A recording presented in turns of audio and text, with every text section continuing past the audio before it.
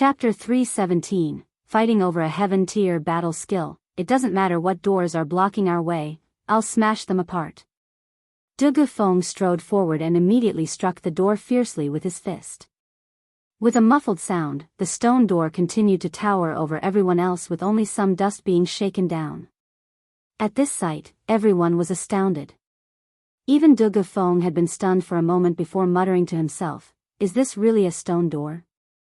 De Feng knew clearly just how much strength was put behind his fist. Even an iron door would have a hole blasted through it, but this stone door wasn't even scratched. Heavens, is this really a stone door? It's unbelievably hard. This stone door was made from a stone-like material, but it's so durable. This stone door definitely isn't an ordinary one. Everyone began to chat among themselves. It doesn't matter what it's made from, but if it dares block our path, then it will be destroyed. De Feng spoke coldly. His right arm held the fire sword as he prepared to swing his ruler armament. Upon seeing that De Feng was about to use his ruler armament, everyone stepped back in fear of being caught in the aftermath. The ruler armament in De Feng's hand began to release a great flame as he yelled. With a large swing, he smashed the sword against the stone door heavily. Bang! An ear-splitting sound could be heard as the entire cave shook from the blow. Everyone shook their heads in pain as they steadied themselves. After a while, the cave grew quiet once more. Everyone's eyes remained wide open as they looked at the stone door in shock. It continued to stand over them as if normal. Just what was used to make this stone door, it's really hard. Tian Muling stammered as she covered her mouth with her hand in shock. Even De Feng found it hard to remain calm and was stunned. For such an ordinary-looking stone door to be able to take a blow from a ruler armament without any damage, it was far too much to believe. The richly dressed Qin Ji walked to the stone door and raised his hand to touch it with a calm expression.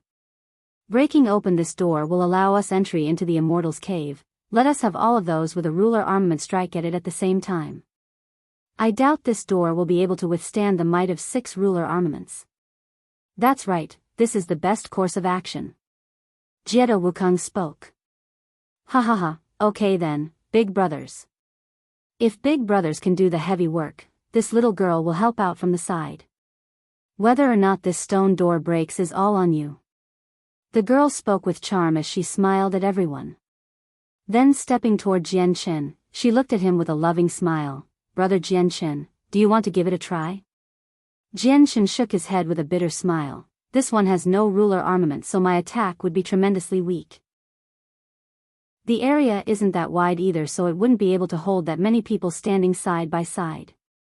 I would rather not hinder everyone else. As soon as Jian Chen spoke, a large animalistic roar could be heard, causing everyone in the cave to pale.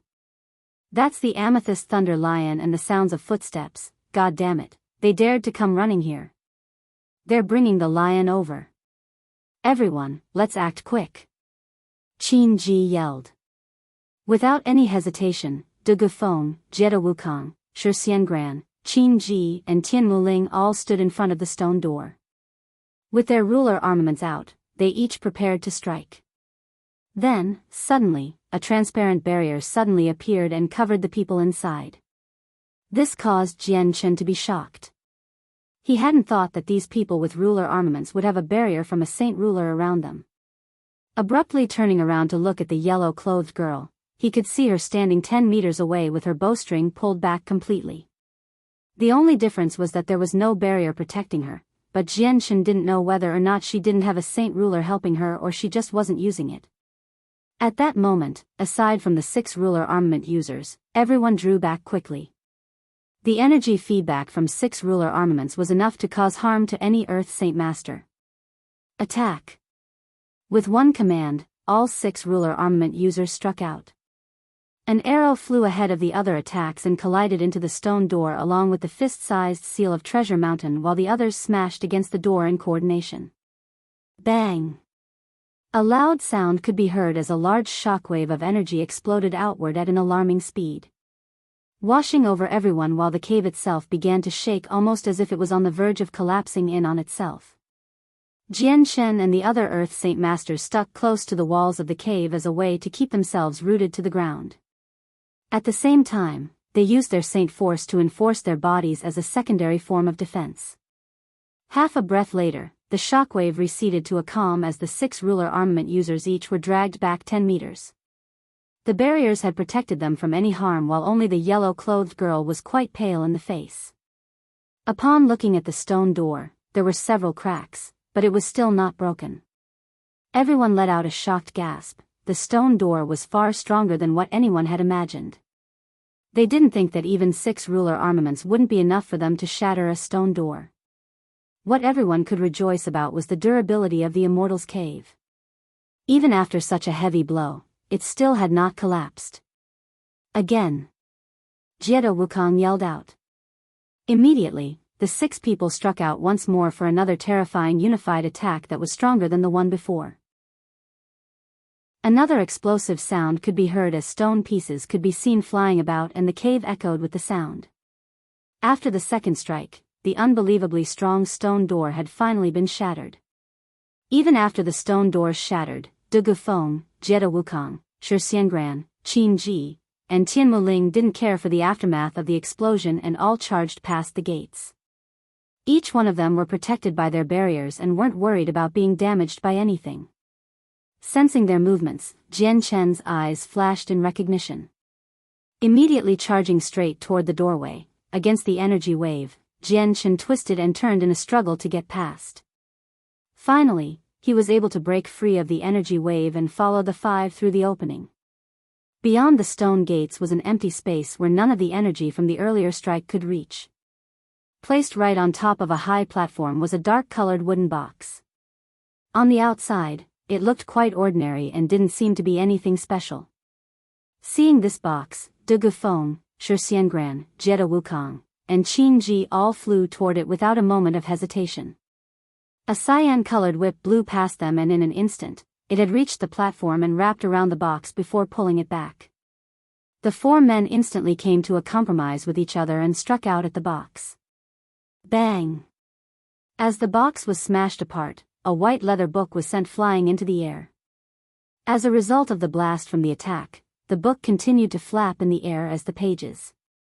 4 hands simultaneously flew out to grab at the falling book in hopes of snatching it away from everyone else. Tian Muling didn't move a foot and immediately snapped her wrist, causing a part of the whip to fly at the 4 men. At the same time, the head of the whip flew at the book at this moment. The 4 men acted as one and smashed down on the whip with their ruler armaments.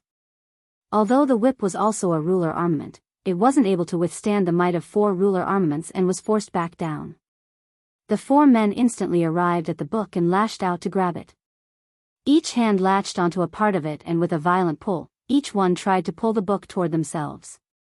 Chi! The string binding on the book instantly tore, causing several pages of the book to fly through the air. Combined with the energy from the earlier blow on the whip, the book pages all fluttered about through the air. 4 pairs of hands zipped through the air as they collected the scattered pages. At this moment, Jian Chen suddenly appeared in a silver ray of light. Spotting 2 of the loose pages, he grabbed at them with lightning speed before grabbing onto another one nearby. De Gufeng swiftly grabbed onto another 2 pages as well before spotting another right next to his hand. As he lifted his hand to grab at it, suddenly, a person appeared in his line of sight. This person was Jian Chen, who immediately grabbed at the piece of paper right underneath his eyes. De Gufeng was immediately stunned before instantly growing angry as his eyes gleamed with a murderous light. After the small struggle for the pages, the book was quickly divided up by the 6 people. In the end, Tian Muling had 2 pages, Jian Chen had 4, De Gufeng had 4, Jiedo Wukong had 3, Shi Xiangran had 2, and Qin Ji had 4 for a total of 19 pages. At this moment, Shi Xiangran had already flew at Jian Chen with his barrier present while his seal of Treasure Mountain flew at Jian Chen's head. To dare kill my men, I'll definitely kill you today. No one has dared steal from me before. At that moment, Jiedo Wukong and De Gufeng flew at Jian Chen with their ruler armaments out and ready to kill him.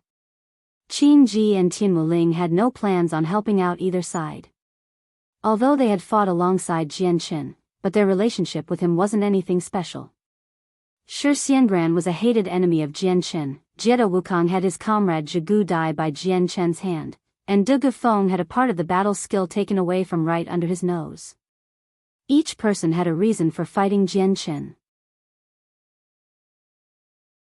Chapter 318, killing 3 experts. Shi Xiangran, Jiedo Wukong, and De Gufeng all struck out at the same time toward Jian Chen, much to his shock. The thing that made Jian Chen extremely serious was that all 3 of them had barriers, and so it would be incredibly hard for him to injure them. Furthermore, the 3 of them had a ruler armament each. If he was hit by one, then it would do an incredible amount of damage that he wouldn't be able to endure and could even die from. Even if he were to be injured, Shi Xiangran and the other 2 would never let him go or even let him out of the cave. Jian Chen's eyes gained a berserk gleam to it. Right now, he could only use his final trump card to go all out. An azure and violet glow could be seen on Jian Chen's light wind sword as he walked toward Shi Xiangran without fear and stabbed his sword straight at the barrier protecting him.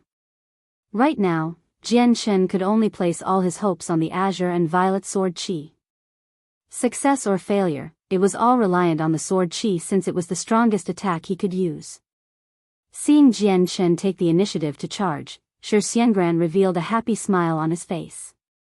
With the defensive power of his barrier that even a ruler armament couldn't break, meant that Jian Chen wouldn't be able to either. Jian Chen's attack wasn't something that Shi Xiangran even cared about, so the pieces of paper within Jian Chen's hand were something that he felt were as good as his. Grabbing onto the seal of Treasure Mountain tightly, Shi Xiangran waited until he grew closer and immediately treated it like a stone as he used it to smash into Jian Chen's head. As the light wind sword made contact with Shi Xiangran's barrier, under the expecting eyes of Jian Chen, the barrier began to melt away without a sound, allowing the sword entrance. At this, Jian Chen revealed a look of joy. Without another moment of hesitation, the light wind sword immediately reached further inside and stabbed into Shi Xiangran's throat. Shi Xiangran instantly went rigid as his movements came to a grinding halt. Staring down at the spot where the sword had pierced through his barrier and into his throat, he then looked back at Jian Chen with a look of utter disbelief. Even the seal of Treasure Mountain that had left his hand to strike at Jian Chen stopped in mid-air as well. And no. That CA can't be, Shi Xiangran spoke in shock as he spat out some blood and stammered. His eyes slowly opened wide in disbelief. De Gufeng and Jiedo Wukong, who were initially running at Jian Chen, immediately stopped. They watched the barrier of Shi Xiangran get pierced by Jian Chen's silver blade before it stabbed Shi Xiangran in the throat. They both understood the durability of the barrier and how even a ruler armament was useless. Even a Heaven Saint Master would need to use all of their strength in order to break apart the barrier. But right in front of their eyes, the barrier that had been protecting Shi Xiangran was penetrated by Jian Chen's sword with ease or with no resistance, almost as if it were tofu. This was something that was completely unimaginable to them both. On the other side, Qin Ji and Tian Muling both stared in disbelief as shock filled their hearts. Tian Muling's mouth dropped open in shock as she stared at Jian Chen and Shi Xiangran as motionless as a stone statue. At that moment, the yellow-clothed girl had entered the cave as well, just in time to see Jian Chen's sword stab into Shi Xiangran's throat. In mute shock, her eyes began to widen as she stared at the sight with disbelief. He broke through Shi Xiangran's barrier? The girl felt her heart surge in shock. At this moment, she didn't know what feeling was stronger, the joy from the death of Shi Xiangran or the excitement from seeing the sudden revelation of Jian Chen's superior battle strength. Jian Chen looked at his sword that had broken through Shi Xiangran's barrier with excitement. It was almost as if a heavy burden was released from his heart. After the sword spirits had awoken, they had consistently helped him increase his attacking power. Even as a great Saint Master, he had been able to kill Earth Saint Masters, and up until now, the sword spirits had never disappointed him. They had even destroyed the barrier, something that a ruler armament couldn't accomplish. With this, even those with a barrier wouldn't be as big of a threat as before. Although a ruler armament was extremely powerful, it was only capable of emitting an extremely strong strike. As long as one made sure the ruler armament didn't make contact or clash with one, then the ruler armament was no different than an ordinary saint weapon. Shi Xiangran's life quickly bled away as he continued to stare at Jian Chen with a quivering look. Slowly losing his strength, the barrier began to quickly dissipate before disappearing entirely. With a twist of his wrist, Jian Chen's sword cut through Shi Xiangran's throat in a bloody manner before pulling out. At the same time, Jian Chen quickly pocketed Shi Xiangran's space ring and the seal of Treasure Mountain for his own before turning toward Jiedo Wukong to fight with him. From the earlier moments, Jian Chen had recognized both Jiedo Wukong and Du Gufeng as his enemies. For those who were his enemies, Jian Chen had no mercy. Even more so, Jian Chen desired the Heaven-tier battle skill pages in their hands. Seeing Jian Chen come flying over, Jiedo Wukong's face grew ugly. Back when he was contesting for the pages, he hadn't thought of Jian Chen as an opponent at all, but with Jian Chen easily breaking through Shi Xiangran's barrier, he couldn't help but feel as if his heart had been dealt a serious blow. Right now, he couldn't afford to naively think that his barrier would protect him from any harm anymore. Jiedo Wukong leaped back with an explosive amount of force as he brought his flame sword to swing at Jian Chen. Jian Chen knew better than to go head-on with a ruler armament. He easily dodged the swing and with an azure and violet glow of his sword, his light wind sword stabbed at the barrier protecting Jiedo Wukong. Without any obstruction, the barrier quickly dissolved away to reveal a small hole where the sword had touched, allowing Jiedo Wukong to be stabbed with no problems. Seeing that his own barrier powerless to block even a single strike, a pool of sweat began to appear on Jiedo Wukong's forehead as he went pale. With a single leap, he flew back and brought his weapon up to guard against the sword stab. Ding! Stabbed against the ruler armament, the azure and violet sword chi wasn't able to break past it. Since the ruler armaments were far too strong for the currently recovering azure and violet sword chi, they could not be damaged by the glows. At that moment, the ruler armament billowed outward with a great flame that shot at Jian Chen like a bullet. Jian Chen couldn't help but start slightly as he jumped back with his blood boiling with emotions. Jian Chen knew that ruler armaments were the remnants of a saint weapon, so they contained an unbelievable amount of power. Just a single strike of one would be enough for him to find it difficult to endure. Go die. Jiedo Wukong capitalized on Jian Chen's backward leap and instantly stabbed toward Jian Chen. Disappearing from view, Jian Chen dodged Jiedo Wukong's sword nimbly before stabbing at him with his own sword. The entire area began to be consumed with mirror images of Jian Chen's sword as he entrapped Jiedo Wukong within. In an instant, Jiedo Wukong was flustered by Jian Chen's movements. Immediately bringing his own ruler armament to protect himself, he attempted to find out which sword was the real one before exploiting the large energy within his ruler armament to strike Jian Chen's light wind sword.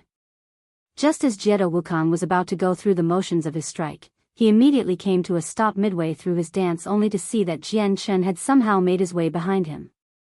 His light wind sword had inexplicably split his barrier once more and stabbed through his throat from the back.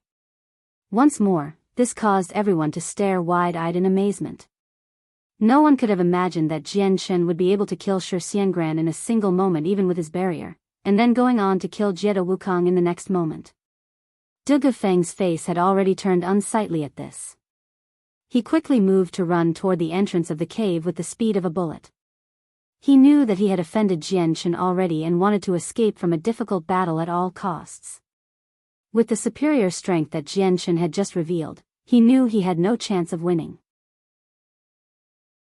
Jian Chen quickly stored away Jiedo Wukong's ruler armament into his space ring before taking the space ring as well and chasing after Du Gufeng with all the speed he could muster.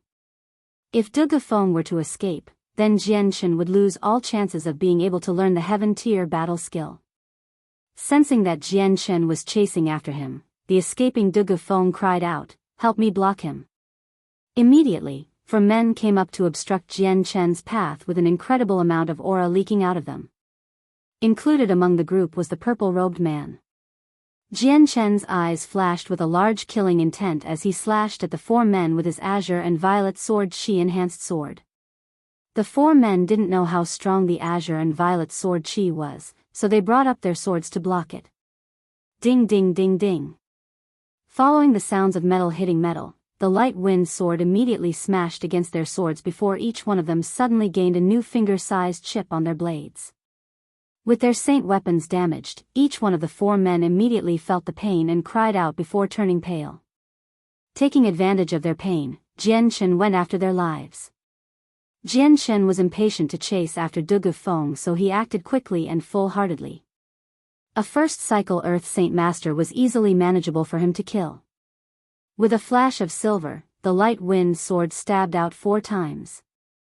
3 of the 4 were too slow to dodge and instantly had their throats stabbed.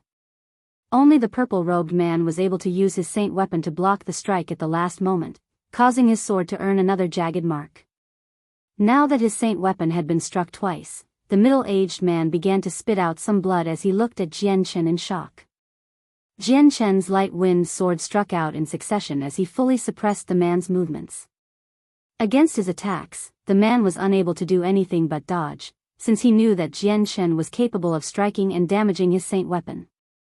Even as he dodged, he was still hit by Jian Chen's sword several times and was nearly stabbed straight through by the sword.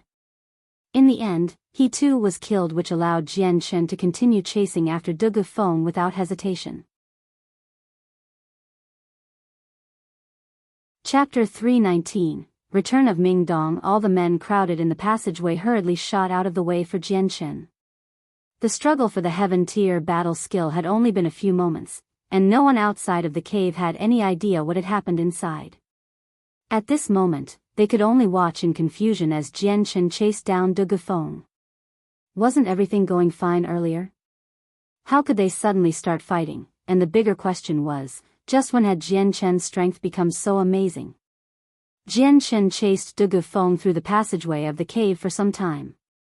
Following that, some of the expert subordinates quickly came to their senses and charged into the cave as well. Within the cave, Shi Xiangran and Jiedo Wukong lay motionless on the ground. Their blood continued to leak down onto the ground in one big puddle. Lord Wukong. Suddenly, a grieved voice could be heard as 2 middle-aged men shot into the cave like arrows to Jiedo Wukong's side. Looking at the hole in his throat, the men all instantly turned white before crying out loud in grief. Lord Wukong, Lord Wukong. One man shook Jiedo Wukong's body with an impatient shout as if trying to wake him up. Lord Wukong has already died. The other man sighed with a look of sorrow on his face. Dead, just how is that possible? Lord Wukong had a barrier protecting him, along with a ruler armament. There isn't anyone here that could possibly kill him. The man spoke in a crazed manner. Jiedo Wukong's position in the clan was far beyond what was right. Not only was he the son of the patriarch, but he was also the future leader of the Jiedo clan. The 2 men and Zhigu came to protect him specifically. With Jiedo Wukong dead, it was hard to say that they would live as well. AI, the other man gave a long sigh as he stared blankly. He didn't care for Jiedo Wukong's death much, but Jiedo Wukong's status in the clan was far too high. Since he was Wukong's bodyguard, he would be punished severely for what had just occurred. The penalty might be so heavy that Jiedo Wukong's father might have them both die to serve Jiedo Wukong in the afterlife. Who was it? Who was it that killed Lord Wukong? The man spoke with an extremely grim voice. Now that Jiedo Wukong was dead, he really did not want to be the only one to take on the responsibility for Jiedo Wukong's death. It was possible that after the gathering of the mercenaries, he would be killed. Just now, there was a youth named Jian Chen that held some grievances with our lord. He just ran off to chase Dugu Feng. Even the 4 strong, well-known guards of the Dugu clan were killed in a short moment by Jian Chen. The one who killed Lord Wukong must be Jian Chen. His hidden strength must be enormous. The other man spoke with a gloomy expression. Miss Tian Wuling, Lord Qin Ji, if you could tell us, was the person who killed Lord Wukong, Jian Chen? Tian Wuling and Qin Ji both nodded their heads in a stupefied manner. The fight they had just seen had caused a tremendous amount of shock to their hearts. Jian Chen had somehow destroyed the barriers placed on Shi Xiangran and Jiedo Wukong created by a saint ruler, which were known for being incredibly hard to destroy. After finding out who the murderer was, the 2 men both grew dark. Jian Chen was strong and was not someone they could fight against. The 2 were not willing to stay here any longer and carried Jiedo Wukong's body out of the cave. Neither of them were stupid. When Jianchen came back to annihilate everyone, it would be in their best interests to run far away with Jiedo Wukong's body. They would wait for the end of the gathering of the mercenaries and report it to the elders in hope that the patriarch would be lenient in his punishment. Running away from the clan was not going to work, and would only speed up their deaths. The cave's right over there, hurry up and get in. Let them deal with the Amethyst Thunder Lion. Hurry up, the cave's right in front of us. Outside the cave, a group of miserable-looking men were all running to it as fast as possible. Right behind them, the small, mountain-like Amethyst Thunder Lion continued to shoot lightning from its mouth. Each arc of lightning burned a person into a crisp as the Golden Pangolin Emperor continued to strike at the other humans not too far away. Within the group, not only were there the original divisions of Earth Saint Masters, but also at least 100 Great Saint Masters. After the two divisions with the ruler armaments had killed two of the magical beasts and entered the cave, the Great Saint Masters all decided to risk it and charge forward. In hopes of obtaining the treasure within, each one threw away their lives to charge toward the cave. The influx of these Great Saint Masters had aroused the attentions of the remaining two magical beasts. Thus, the already suffering divisions quickly renounced their attempts to kill the magical beasts, and ran for the Immortal's cave at full speed. With no strong individual to control the magical beasts, the situation had naturally gotten worse for the Great Saint Masters. The Earth Saint Masters didn't care and left the Great Saint Masters to deal with the ire of the magical beasts. Suddenly, a single shadow could be seen flying through the sky with an explosive wind rippling through the air. Despite many people seeing the shadow's image, no one cared for it at this moment. Just as this shadow receded away, another shadow quickly streaked through the air before chasing after the first one. This was Jianchen chasing after De Gufeng. Jianchen was utilizing most of his speed by catapulting himself off of the trees. With each launch, he flew forward another 10 extra meters, and was slowly reducing the distance between De Gufeng and himself.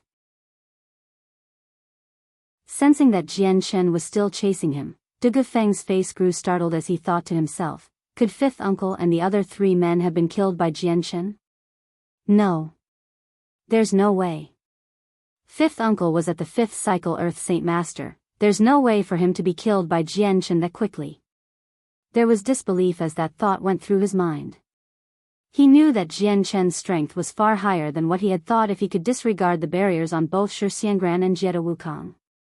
He shouldn't be strong enough to kill his 5th uncle and the 3 other 3rd cycle Earth Saint Master bodyguards even if he were to use a ruler armament. By this point, De Gufeng had already deemed Jianchen to be a terrifying existence that he could not afford to fight. He increased his speed even more, determined to protect his ruler armament. De Gufeng wasn't a man that feared death, but he wanted to prevent the ruler armament from falling into any other man's hands.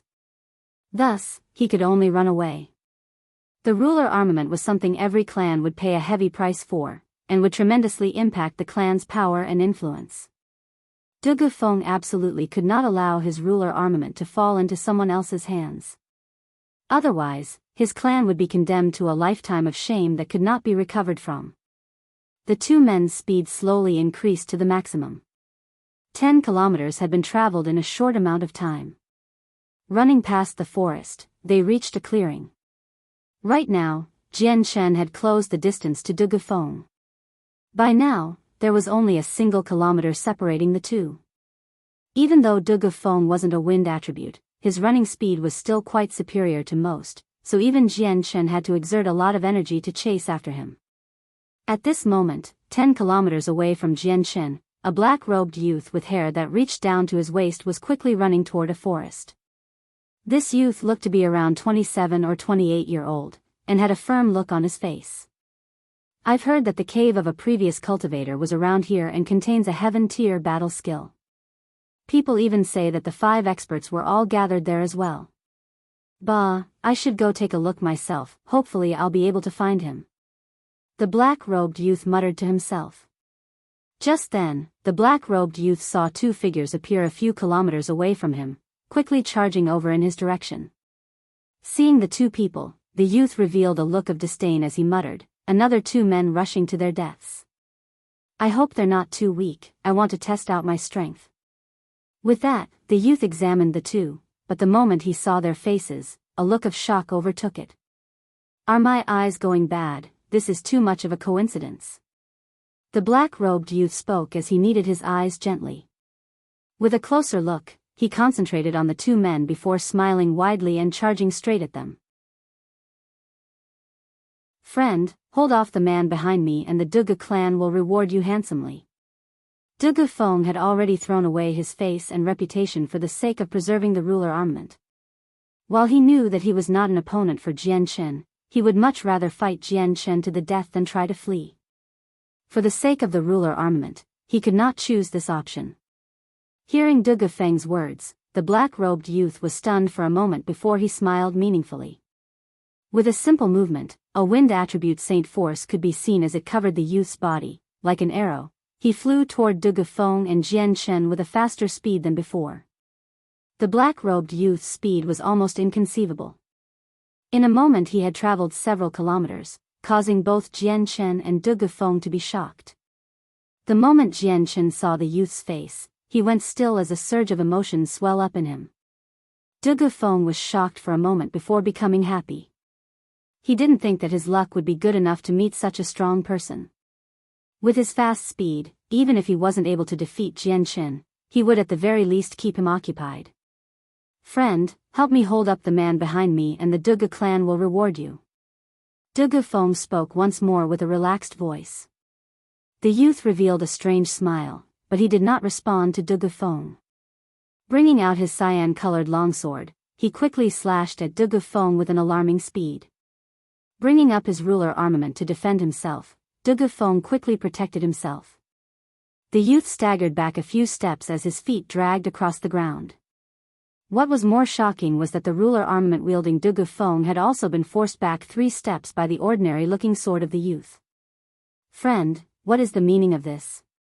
Dugu Feng's face grew dark before shock filled his face. The youth's strength was extraordinary, and even after blocking the sword, his inner organs had felt the vibration from the blow. Could this average-looking youth somehow be a heaven saint master? Dugu Feng thought to himself in terror.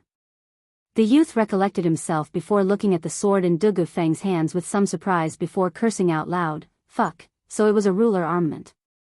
With the youth holding up Dugu Feng, Jian Chen had quickly caught up. Standing 20 meters away from Dugu Feng's back, he smiled at the black-robed youth. The youth looked at Jian Chen with a happy smile before waving his hands. "Hey, Jian Chen. I didn't think I'd meet you in such a manner. You seem to be doing quite well if you can bring even a ruler armament user to heel."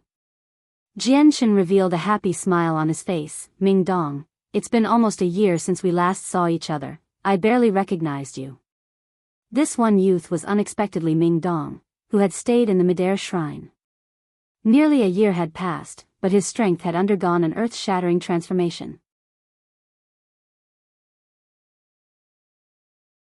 Chapter 320, Blood Oath. After nearly a year, Ming Dong had undergone an extreme transformation.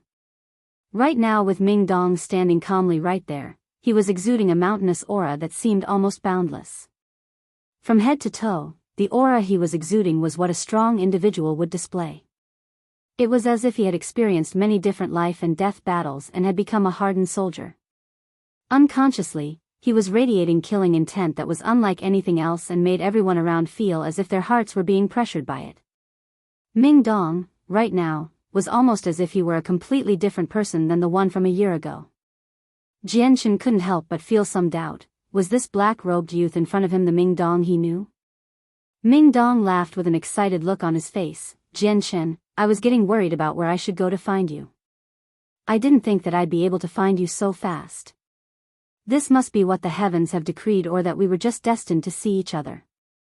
Upon hearing the conversation between Jian Chen and this black-clothed youth, Dugu Feng instantly grew extremely ugly. Before, he had been extremely overjoyed to see the large amount of power of this youth, but he didn't think that the two men would somehow know each other. And from the look of things, the two men were on extremely good terms with each other. Dugu Feng was suddenly stuck between a rock and a hard place. Right in front of him was a tiger and behind him was a wolf. Both of them were extremely fast, especially the newcomer's speed. Dugu Feng had already given up on running away since he knew that even if he were to run at full speed, he wouldn't be able to escape from the wind-attributed Ming Dong. There was no way for him to run away from the two. Dugu Feng's face grew deathly serious. He wasn't afraid of death at all, but the ruler armament was something he couldn't afford to lose. If it were to fall into someone else's hands, then his clan would be humiliated to the highest degree. Without a ruler armament, then his clan's power would plummet. That was because if a 6th cycle Heaven Saint Master were to use a ruler armament, they would be capable of fighting a saint ruler. His fighting ability would only be describable as a being able to shatter the heavens and scorch the earth. Ming Dong, let's catch up later. For now, let's take care of the business in front of us. Jian Chen smiled. Ming Dong turned to look at the serious Dugu Feng with his own smile. That's fine, Jian Chen, this guy has a ruler armament. That means he has a strong background, you should prepare yourself. Shrugging, Jian Chen spoke helplessly, there's no other way. Although it'll be a headache, but some headaches have to be endured. I've already killed 2 other ruler armament users, so trouble is unavoidable. Another one shouldn't matter too much. Upon hearing Jian Chen's words, Ming Dong's eyes widened in amazement. No way, you've killed 2 people with ruler armaments. You're too strong now. Did those 2 ruler armament users have no barriers to protect themselves? Jian Chen laughed. Ming Dong, I didn't think you would know about ruler armaments or even about the barriers. It seems that you've learned a lot in 1 year. Of course. Uncle Tian has treated me nicely and spent a lot of energy to try and bring up my strength from the great Saint Master to where I am now in the span of half a year. He also taught me many things. Ming Dong pointed at Dugu Feng. Jian Chen, this person's strength is quite decent. Could you give him to me to practice? Ever since I left Uncle Tian a few days ago, I haven't been able to test out my strength properly. Ming Dong's words left Dugu Feng speechless. He could have sworn that he heard the one called Ming Dong say that within half a year, he went from the great Saint Master level to a level where he could contend against a ruler armament user without injuries and even knock them back. Dugu Feng had found this hard to believe. Anyone in the Earth Saint Master level would not be able to rely on their own strength and yet still be able to injure a ruler armament person. But this black-robed youth was the very first. That's fine then, Ming Dong, I'll leave this to you. Let me see just how much you've improved in the span of a year. Jian Chen leaped back and gave the space to Ming Dong. He approved of the speed in which Ming Dong had improved and was not worried that Dugu Feng would be able to run away from Ming Dong. Wait one moment. Dugu Feng cried out in a hurried manner, turning to look at Jian Chen. He asked, we had some misunderstandings before. But that is only a minor problem and not worth chasing me down without mercy. Did you want the pages of the Heaven Tier battle skill or my ruler armament? What do you think? Jian Chen joked as he looked at him with a smile. If you want the pages, then I'll give it to you as well as everything else in my space belt. But if you try to take the ruler armament, then I can tell you right now, it will bring you an endless amount of trouble. A ruler armament is something extremely important to my clan and no one in the clan would allow an outsider to take possession of it. Even if you kill me and take the ruler armament, then our clan will definitely do whatever it takes to chase you throughout the continent and kill you. Even the ancestor of our clan will personally come after you. Dugu Feng warned. Jian Chen's expression didn't change as he spoke casually. I've already killed 2 men who had barriers and ruler armaments. Do you think I'm afraid of that? Dugu Feng went white as he mentally made that realization. He was afraid that Jian Chen had an equally strong clan supporting him and was even stronger than the Dugu clan. If that clan was too strong, then he was afraid that if the ruler armament was taken from his clan, they wouldn't be able to steal it back from that clan. Even if they tried to steal it back, they would still be mocked by everyone else and the entire clan would be humiliated. Suddenly, Dugu Feng made up his mind. Smashing against the part where his heart was with his fist, Dugu Feng spat out some blood onto his fingers and began to paint in midair.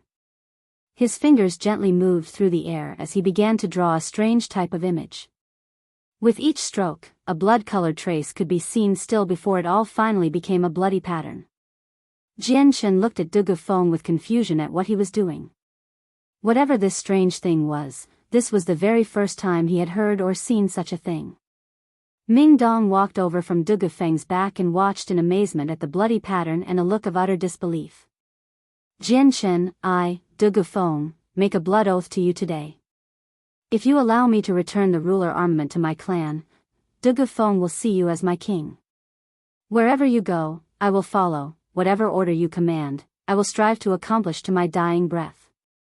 Dugufeng stared at Jianchen unwaveringly as he spoke with determination and some reluctance. For the sake of protecting the ruler armament, he was willing to follow Jianchen for his entire life for the sake of his family that he loved. He did not wish to see his family become condemned by everyone, and so, he was willing to give up his own life. Jianchen was speechless as he looked at Dugufeng with a surprised expression. Although he didn't know what a blood oath was, whatever Dugufeng had said truly surprised him. Ming Dong's eyes slowly looked at the strange blood pattern left by Dugufeng as he spoke, a blood oath. I've heard that from ancient times until now this is a binding promise that is written using one's heart blood as a way for the soul to take form in the oath. It is said that the person who holds the oath also controls the life of the person who made the pledge. With just a single thought, the person who made the oath will have their body and soul extinguished. What's even scarier is that if the person who holds the oath dies, then the one that made the oath will share the same fate. I didn't think that you would know the blood oath from ancient times. Upon hearing Ming Dong's explanation, Jianchen finally had some understanding of what a blood oath was. He didn't think that this world would have such a bizarre thing. Truly, this strange world was filled with magical things. Even at Ming Dong's words, Dugufeng didn't blink and looked at Jianchen. If you allow me to bring the ruler armament back to my clan, then you will be my king, and I will act out your orders no matter what the task is without complaint. If you wish for my ruler armament, then I will be dead either way without any form of protection. What is your answer? Fine, I'll let you bring back your ruler armament to your clan, remember your promise. Jianchen spoke instantly. To him, a ruler armament was truly strong, but in the end, it was still just a weapon. Dugufeng was a living person with room for growth. Furthermore, no one knew for certain whether or not Dugufeng would become a saint ruler. Dugufeng looked at Jianchen intensely before saying, as of today, I Dugufeng formally separate myself from the Dugu clan. From now on, whatever I, Dugufeng, do, it will not be related to the Dugu clan. My life and my death will bear no relations to the clan, and I will only obey you on any command but those relating to the Dugu clan. I am no longer a part of the clan, and will not be able to use the clan in any way. Jianchen revealed a small smile full of admiration toward Dugufeng as he spoke instantly, I promise you, you will be you. The Dugu clan will be the Dugu clan. I will definitely not exploit the Dugu clan's power and will definitely not pit you against them.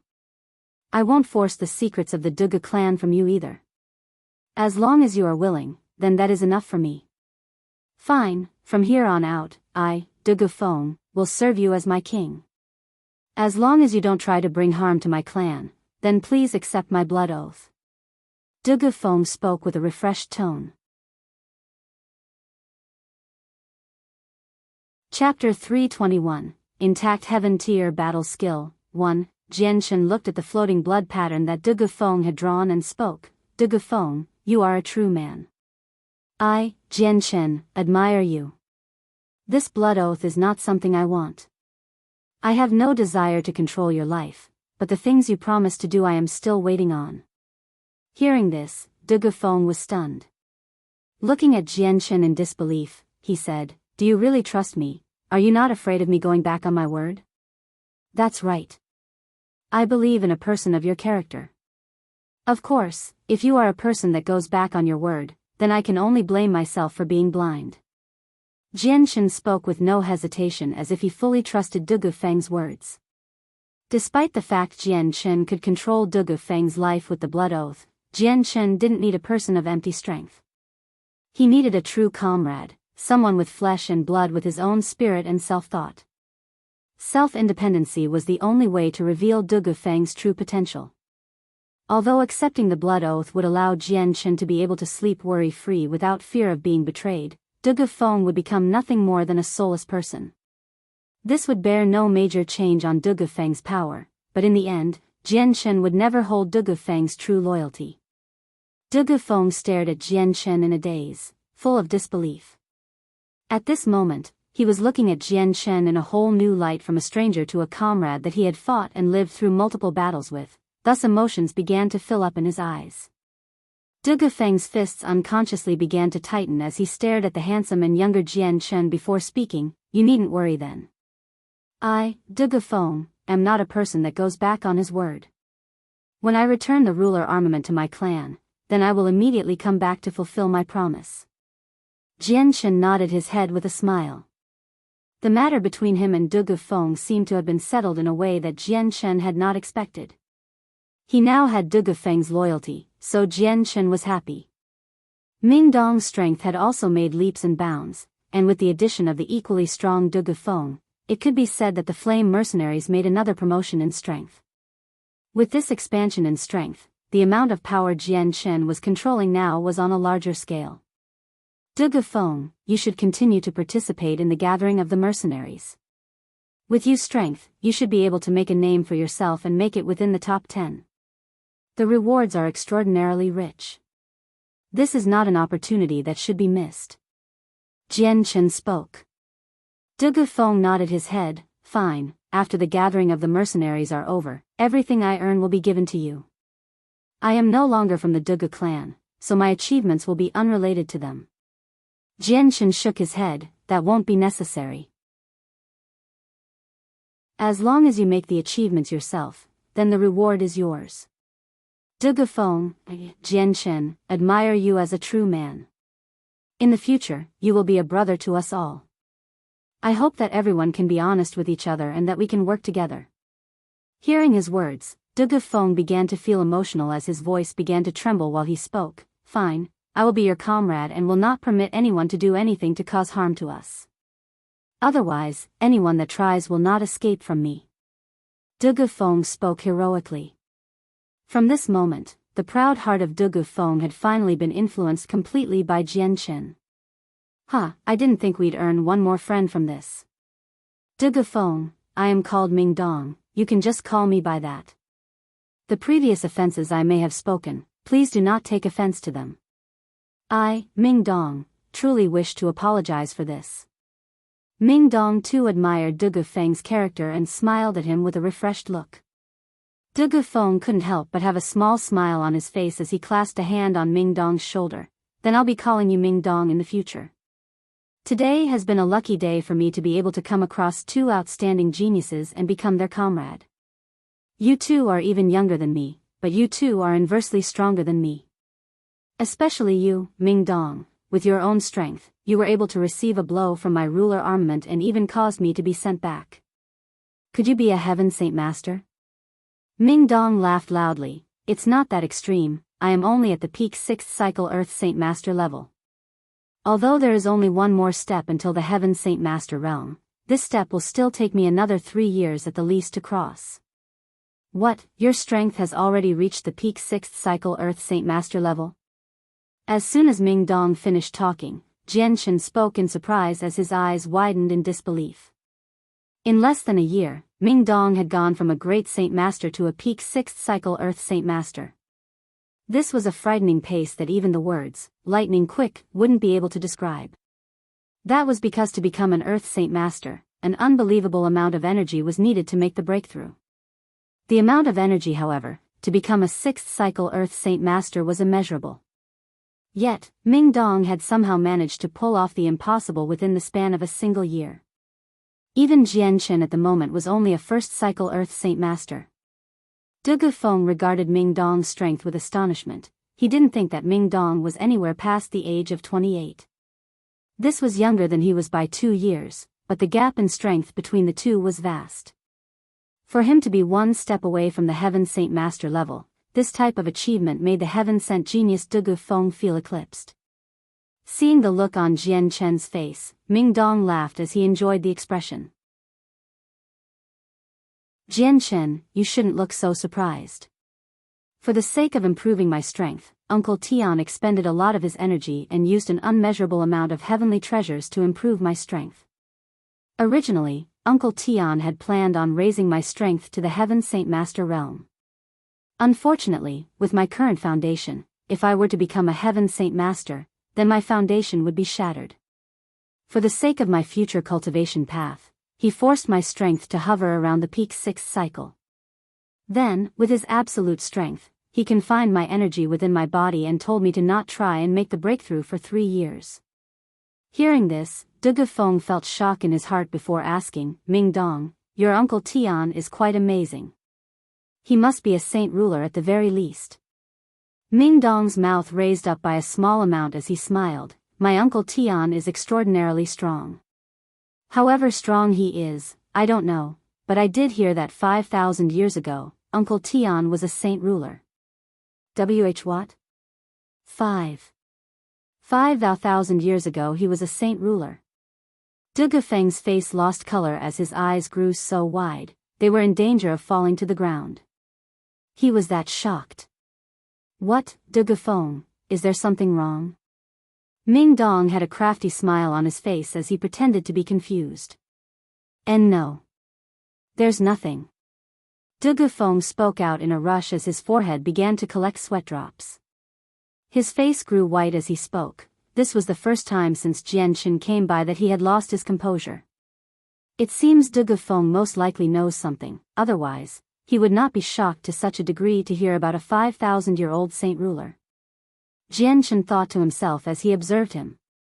There's still a few of the Heaven Tier battle skill pages I haven't yet collected back in the cave. We should hurry on back. Jianchen spoke.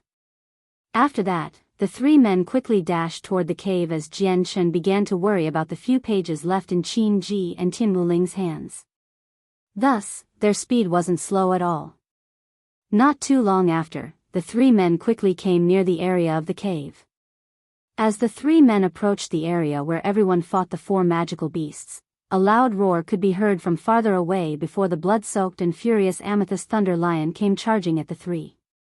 What a strong force, I've finally come across a strong opponent. Let me at him, you two shouldn't take this away from me.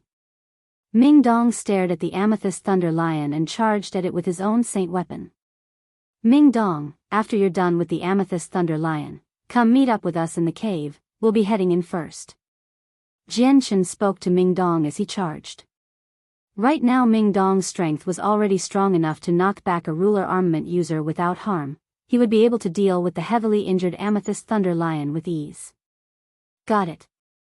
Ming Dong replied. Ah, that's right, there still might be the Pangolin Emperor hidden below ground, be careful of it. Jianchen warned him.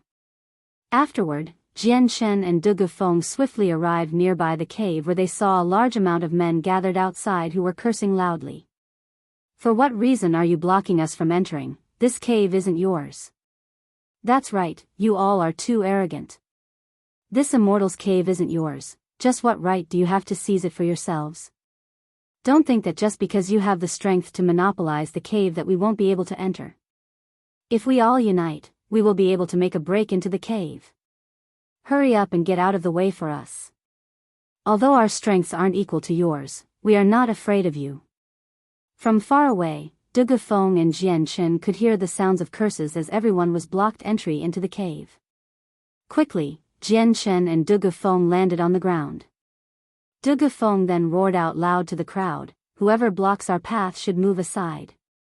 His voice was so loud that everyone's eardrums shook.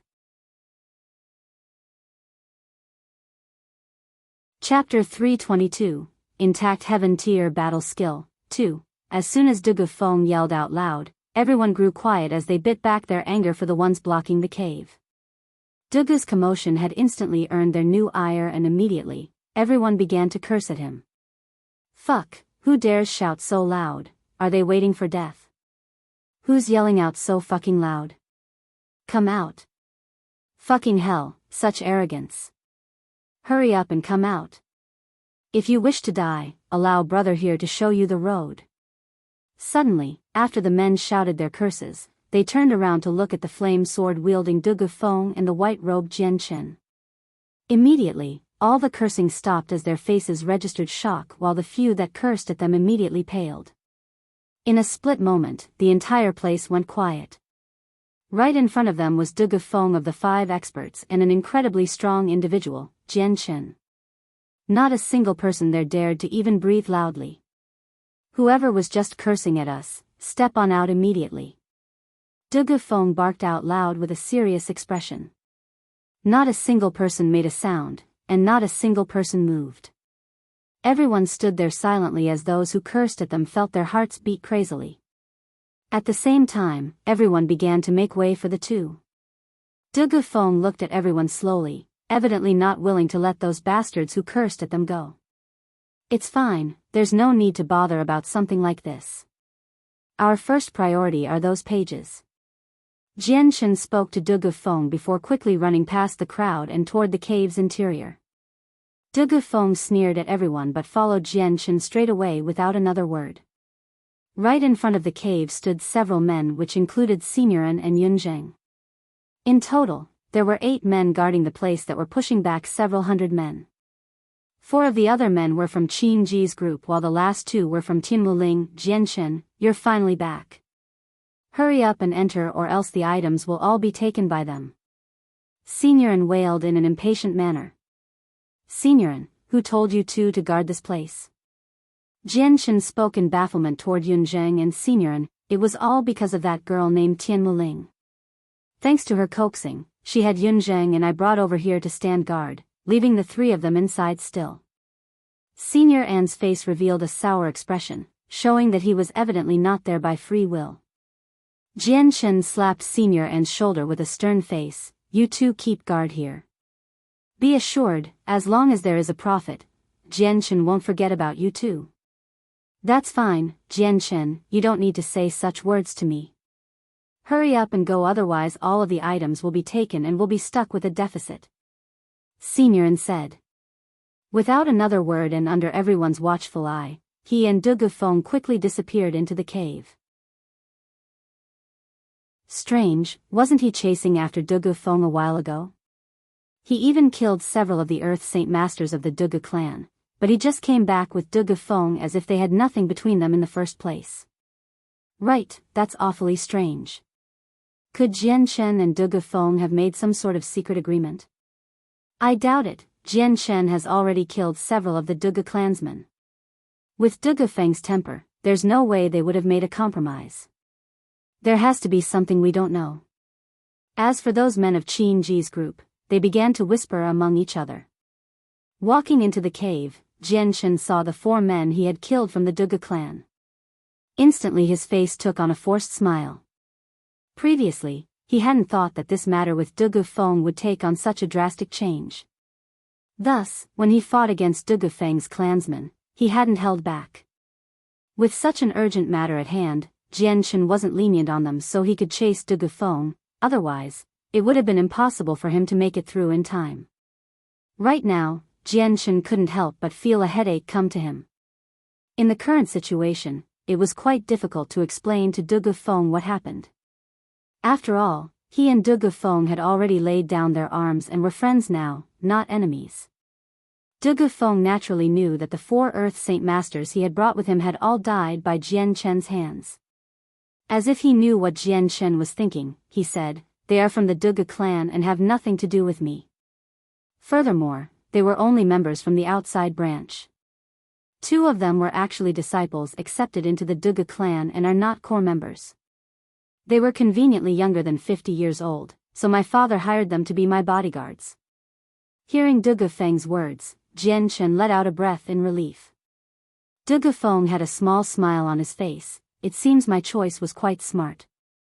I didn't follow the wrong person. You and Ming Dong are both heaven-sent geniuses of superior talent than I.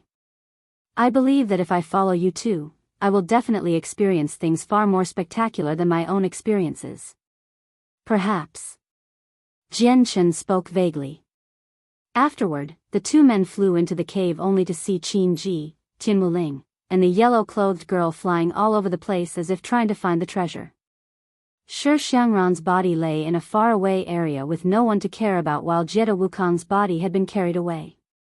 When they saw Jian Chen and Du Gufeng walk back into the cave almost as if nothing had happened between the two, Qin Ji, Tianmuling, and the yellow-clothed girl became stunned as if they saw the impossible happen.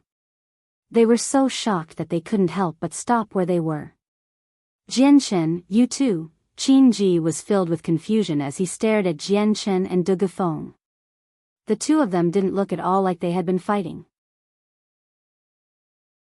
Tian Muling looked at the both of them and asked, "Could it be that you two didn't fight?" Jianchen looked at Tian Muling puzzled. "Fight? Just why would we fight?" "Because," Tian Muling was speechless as she tried to find the right words to say. She couldn't tell Jianchen, "You had just killed 4 of the Earth Saint Masters of the Duge clan. Are you and De Gufeng not mortal enemies?" She wasn't that stupid. The puzzled Tian Muling and Qin Ji didn't know just what had happened between Jianchen and De Gufeng, but it didn't take an idiot to know that something secretive had happened. However, they were tactful enough to not ask. There was definitely some sort of shameful business. The yellow-clothed girl spoke in a single sentence with her sing-song voice. Jianchen laughed with an embarrassed smile. It was nothing that shameful. Then, Jianchen's face grew serious as he looked at Qin Ji and Tian Muling. Before he could say anything, Qin Ji immediately took out the pages to the Heaven Tier battle skill from his space ring and said before Jianchen could open his mouth, "Jianchen, the two of us have fought side by side, no one else can say the same. These pages are of no use to me, so I gift them to you. You have a much bigger need for these than I do." Walking up to Jianchen, Qin Ji gave the leather book and his pages to Jianchen. Qin Ji's preemptive action had left Jianchen speechless. With a charming smile, he replied, "I've no words to describe my gratitude. I, Jianchen, will remember this." With that, he took the papers with joy. De Gufeng had already given his pages to Jianchen long before. With Qin Ji's pages, Jianchen now had 17 of the 19 pages. That meant only the 2 pages from Tian Muling were left until he had all of the pages to the Heaven Tier battle skill. Jianchen looked at Tian Muling with a faint smile. "Sister Tian Muling, would it be possible for you to hand over those 2 pages?" Recovering from her shock from seeing Jianchen and De Gufeng return safely, Tian Muling laughed as she replied, "Little brother, if your elder sister refused, then you would have killed this older sister." With that, she assumed a miserable expression, causing anyone that looked at her to take pity. Jianchen gave an embarrassed smile. "Sister Tian Muling likes to joke, I see. I have no grievances with you, why would I want to kill you? However, the 2 pages you have are worth nothing by themselves, and I am coincidentally short 2 pages. Could it be that you don't wish to see this Heaven Tier battle skill to enter this world and be eternally disgraced?" Brother Jianchen's words have some meaning to them. An intact Heaven Tier battle skill is quite fetching to the eye. If it were to be uncompleted, it would be a barbaric act of crime. With that, Tian Muling looked at Jianchen with a charming stare as her jade white arm slowly pressed against Jianchen's dirty sword, as she exhaled slowly, "Big brother, how about this? You can hand over the Heaven Tier battle skill pages to elder sister to complete it. Would this work? Of course, your older sister will not treat you unfairly." Tian Muling's other arm pressed against Jianchen's shoulder with an increasing amount of weight as she began to hang off of him. Her rosy red lips were several centimeters away from Jianchen's lips, and with each word, her breath could be felt on his lips. This was a strange sensation that exuded charm and seduction that if not for his own determination, his heart would have been in turmoil. When Jianchen heard her words, his face instantly changed expressions. He desperately wanted this Heaven Tier battle skill, and since they were incredibly hard to obtain, just how could he give it away so easily? Jianchen's change in expression had been noticed by Tian Muling straight away. "Ayo, brother, your face was so handsome before, how could it make such a drastic change? Your elder sister was only joking with you. If you wish for the pages in your elder sister hands, you must fulfill a request of mine." "What request?" Jianchen immediately spoke with urgency. It seems brother Jianchen desires this Heaven Tier battle skill. Then your elder sister won't embarrass you. This request is rather simple, as long as you give your elder sister a lip-to-lip kiss, then that will be it. How about it? Is it not simple? Tian Muling's lips were still several centimeters away from Jianchen's, and each word spoken had made her breath press against Jianchen for an itchy effect.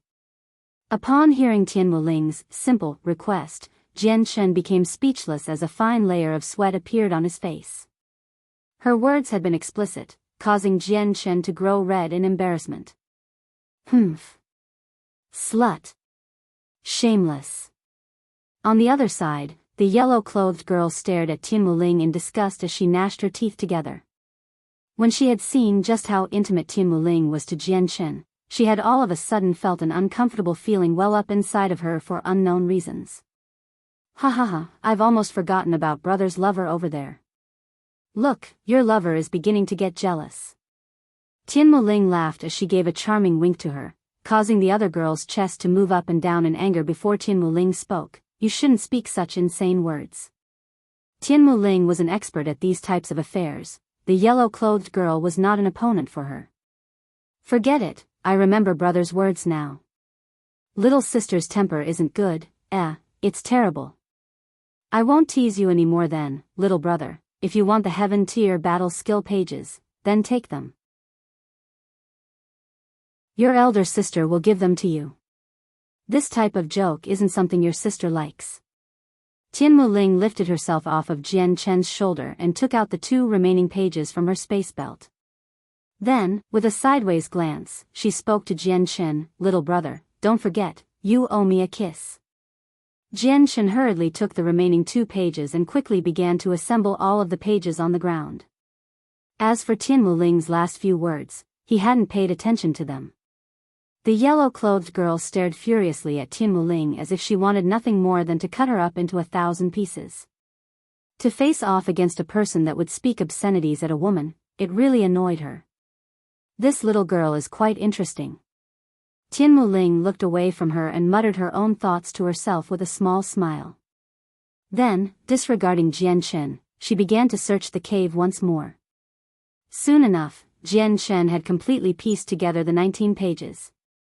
This Heaven Tier battle skill was written on some sort of unknown magical beast leather, but while it was abnormally soft, its toughness was also very apparent, meaning it would not be damaged easily. Written on the cover of the battle skill were the words Heaven's Stolen Fortune. At these words, Jian Chen began to shiver in happiness as he looked at the entirety of the battle skill. This Heaven's Stolen Fortune was an extraordinarily magical Heaven Tier battle skill. It allowed for one to temporarily increase one's strength 3 to 10 times over at the cost of the rate of their Saint Force consumption being increased equally. The rate in which one's strength was multiplied is reflected upon how quickly they used up Saint Force. If a person's strength was multiplied 10 times over, then a 6th cycle Earth Saint Master would be able to fight a Heaven Saint Master and could even kill one. Naturally, this was only Jian Chen's guess. After all, there was no Heaven Saint Master for him to fight, so he would not know how strong he would be. Chapter 323, Skeleton of the Saint Ruler. 1. Jian Chen could feel his emotions stirring as he read the Heaven Tier battle skill The Heaven's Stolen Fortune. Jian Chen had long since knew about the rarity of a battle skill since he had left the Changyang clan. Even an inferior human tier battle skill was worth thousands of coins and could not be acquired by the most inferior of mercenaries. Right now he had a Heaven Tier battle skill, so his heart was naturally moved with joy that could not be described. Jian Chen knew clearly how precious Heaven Tier battle skills were and could not be exaggerated to any degree. Any time a Heaven Tier battle skill appeared within the continent, a bloody war would follow straight away and would eventually lead to an even bigger conflict. On the Tianyuan continent, there were not many Heaven Tier battle skills. Each time one appeared, countless of Earth Saint Masters and Heaven Saint Masters would fight each other for it. Some Heaven Saint Masters fell to their deaths because of this. Because of the rarity of a precious Heaven Tier battle skill, many similarly priced Heaven Tier cultivation methods were more highly sought for. It would seem that this Heaven's Stolen Fortune was capable of providing enough energy to rebel against the heavens. Jian Chen desperately wanted to flip through the pages, but he was a rational person and forced his surging emotions and stored the Heaven Tier battle skill within his space ring with dissatisfaction. As soon as the battle skill was stored in his space ring, Jian Chen's emotions were quickly calmed down. Looking around at the people who were searching the cave, he began to join them. The cave was extremely large and spacious. Hanging right on the ceiling of the cave was a single head-sized night pearl that illuminated the entire cave with its shiny glow. At the front of the cave was a single high platform that had contained the wooden box with the heaven-tier battle skill. In the middle was a single stone table with a small pile of dust gathered on it. The stone table looked as if it was made from the very same material as the stone door that was protecting the cave out in front. On it was a single chessboard, indicating that the previous owner of the cave loved to play chess. Right next to a wall was a single haphazardly made wooden bookshelf with several books on it. These books had clearly been thumbed through by Qin-ji's men, since there were dust piles on the floor in front of the bookshelf. Jianshan walked up to the bookshelf and grabbed a book with a sudden look of shock on his face. All of these books were human-tier battle skills. Jianshan swiftly rummaged through the remaining books to find that 2 of the books were advanced human-tier battle skills and the rest were earth-tier battle skills. 4 of them were primary earth-tier battle skills and 2 were middle earth-tier battle skills. This discovery had left Jianshan in a pleasant mood since this was quite a big find. Since he grew up in a rich clan and had a ruler armament, Qin-ji and his men were all men with eyes that were taller than their heads. These earth-tier battle skills were beneath their notice, so even after they looked through these books, they didn't take them, which was convenient for Jianshan. Jianshan wasn't as overbearing as they were and began to store away all of the battle skills into his space ring. For the sake of the development of the flame mercenaries, these battle skills were essential. Despite the expansive cave, the items within were relatively scarce. Aside from a few things, there was nothing else to be seen. Qin-ji, Tian Muling, De Gufeng, and the yellow-robed girl had already scoured the entire cave and even had some choice words with the cave walls. Suddenly, a noise could be heard from outside the cave as 2 middle-aged men with blood pouring out their mouths flew into the cave before landing heavily on the ground. These 2 men were the men that Qin-ji and Tian Muling had brought. Seeing their own men sent flying through the air, Qin-ji and Tian Muling instantly grew dark in the face as an aura of killing intent could be felt being directed toward the entrance to the cave. A cyan-colored swordsman wearing black robes came walking in slowly as he argued angrily, "I can't enter. This cave isn't even yours, just what reason could you have for blocking me from entering?" As Ming Dong entered the cave, many people followed behind him including an embarrassed seniorin. Right behind him was a large crowd of people who began to crowd the place. "Who are you?" Qin-ji thundered at Ming Dong dangerously in an unfriendly manner. Ming Dong didn't even look at Qin-ji as he searched the 5 people in the cave before finally discovering De Gufeng and Jianshan. With a friendly wave, he spoke out, "Hey, Jianshan, De Gufeng, you 2 are here after all. It seems I found the right place after all."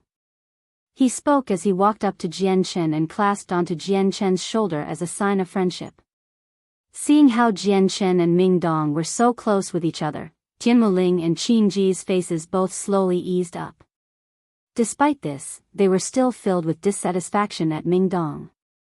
That was because everyone had been allowed entry into the cave with the disturbance Ming Dong had created.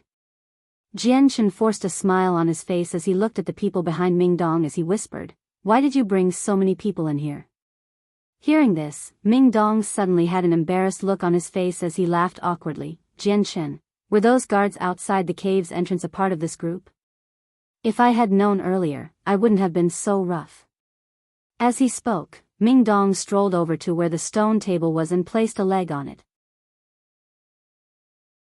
In the next second, something strange happened as the stone table where Ming Dong was stepping on slowly began to descend into the ground. Immediately leaping off the table, Ming Dong could only look on in astonishment as the table descended deeper into the ground before exclaiming, what's happening? I couldn't have activated some sort of mechanism, have I?"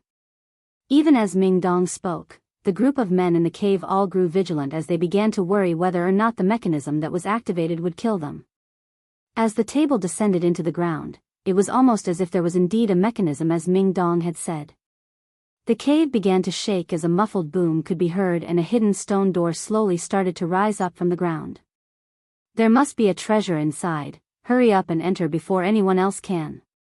Hurry up and go in, there has to be the heaven tier battle skill inside." The crowded cave of people quickly began to cry out loud as they charged toward the area. Jian Chen and the others in the group didn't hesitate for even a moment. In an instant they quickly flew toward the stone door. In a blur of movements, Jian Chen, Ming Dong, Qin Ji, and the rest all disappeared from within the cave. The area past the stone doors was quite small, only a few men could stand inside.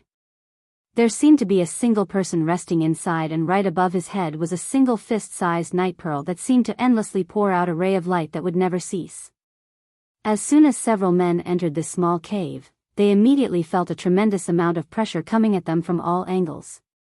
It was enough for everyone to suddenly become serious as their hearts could feel the shock. This cave was not a normal one. Right next to one of the walls was a single jade white bed. On the white bed, a single white skeleton could be seen maintaining a meditative position for an unknown amount of time. This entire skeleton exuded a fluorescent light from itself as well. Although it was only a skeleton, it was giving off an incredible amount of pressure. Even the faint amount of power that could be felt in the room was coming from this skeleton. This is the skeleton of a saint ruler. Tian Muling shouted out loud in shock at the skeleton. Qin Ji, De Feng, Ming Dong, and the yellow-clothed girl all showed similar signs of shock at this newfound discovery. As they discovered the skeleton and felt shock overtake them, everyone soon quickly felt their blood begin to boil. In a single flash of movement of Qin Ji that caused a squall of wind to appear, he flew toward the skeleton. At the same time, De Feng, Tian Muling, Ming Dong, and the yellow-clothed girl all charged toward it. Ming Dong looked at the skeleton with his blood pounding in his veins. Immediately enwrapping himself in his wind-attributed saint force, his speed increased by a terrifying amount and instantly brought him closer to the skeleton. Without any hesitation, he placed his hand on the skeleton and quickly stored it into his space belt. Seeing that Ming Dong had collected the saint ruler's skeleton, Qin Ji, Tian Muling, and even the yellow-clothed girl's face began to look exceedingly disappointed. Suddenly, a saw-tooth blade ruler armament appeared in Qin Ji's hand as a whip-like ruler armament appeared in Tian Muling's own hand as they both attacked Ming Dong. De Feng sneered before pulling out his flame sword from his back before closing the distance between himself and Tian Muling to substitute for Ming Dong as a strong individual. Simultaneously, Jian Chen had already pulled out his light wind sword as he flew at Qin Ji. With a firm outreach, the light wind sword began to exude sword chi into the area around Qin Ji, causing him to be forced to pull back his ruler armament. On the other side, the already ready to strike longbow wielder saw that both Jian Chen and De Feng were unexpectedly helping the one that had taken the saint ruler's skeleton. In an instant, she had realized that the relationship between these three were not ordinary at all and slowly withdrew her bow. De Feng didn't hesitate in the slightest as he slashed his sword at Tian Muling, forcing her to use her barrier. Although it blocked his attack, the force behind the blow was enough to send her flying back. Jian Chen had no desire to fight against Qin Ji. As soon as he renounced his attack on Ming Dong, Jian Chen drew back as well as he gave an apologetic look to Qin Ji. After all, the man had just given him the pages to the heaven-tier battle skill. Jian Chen wasn't a man that would show ingratitude to one that helped him, so this attack held no force behind it. Qin Ji naturally realized the intent behind Jian Chen's attack and waved his hands in a disheartened manner. Fine, brother Jian Chen, I'll give you face, this saint ruler skeleton I'll give up on. Despite the dissatisfaction in his heart, Qin Ji was secretly afraid of Jian Chen and did not wish to become an enemy of his. It was with great difficulty that he had established a decent friendship with Jian Chen, so he did not wish to ruin it all and become enemies over the saint ruler skeleton. Even if he had become enemies with Jian Chen, it was possible that he wouldn't receive anything and would share the same fate as Jiedo Wukong and Shi Xiangran. My apologies, brother Qin Ji. I hope I did not offend and that you will forgive me. Jian Chen cupped his hands in an apologetic manner toward him while confused at what just happened. Could a saint ruler skeleton hold some sort of treasure? How infuriating. Such a good item was taken away by you. No, that won't do, I want compensation. Tian Muling seethed with rage toward Jian Chen and the other two. Right now her emotions had grown terrible, even her normal words of big brother were gone from her speech as she called out to Jian Chen in such an informal manner. Ming Dong turned to look at Tin Wuling and Qin Ji before slowly walking up to Jian Chen. With a smile, he spoke with some emotion. Jian Chen, my luck was quite good after all. I've picked up a treasure. What is that good for? Jian Chen had to ask as he looked at Ming Dong with a look of pure concentration for an answer to his question.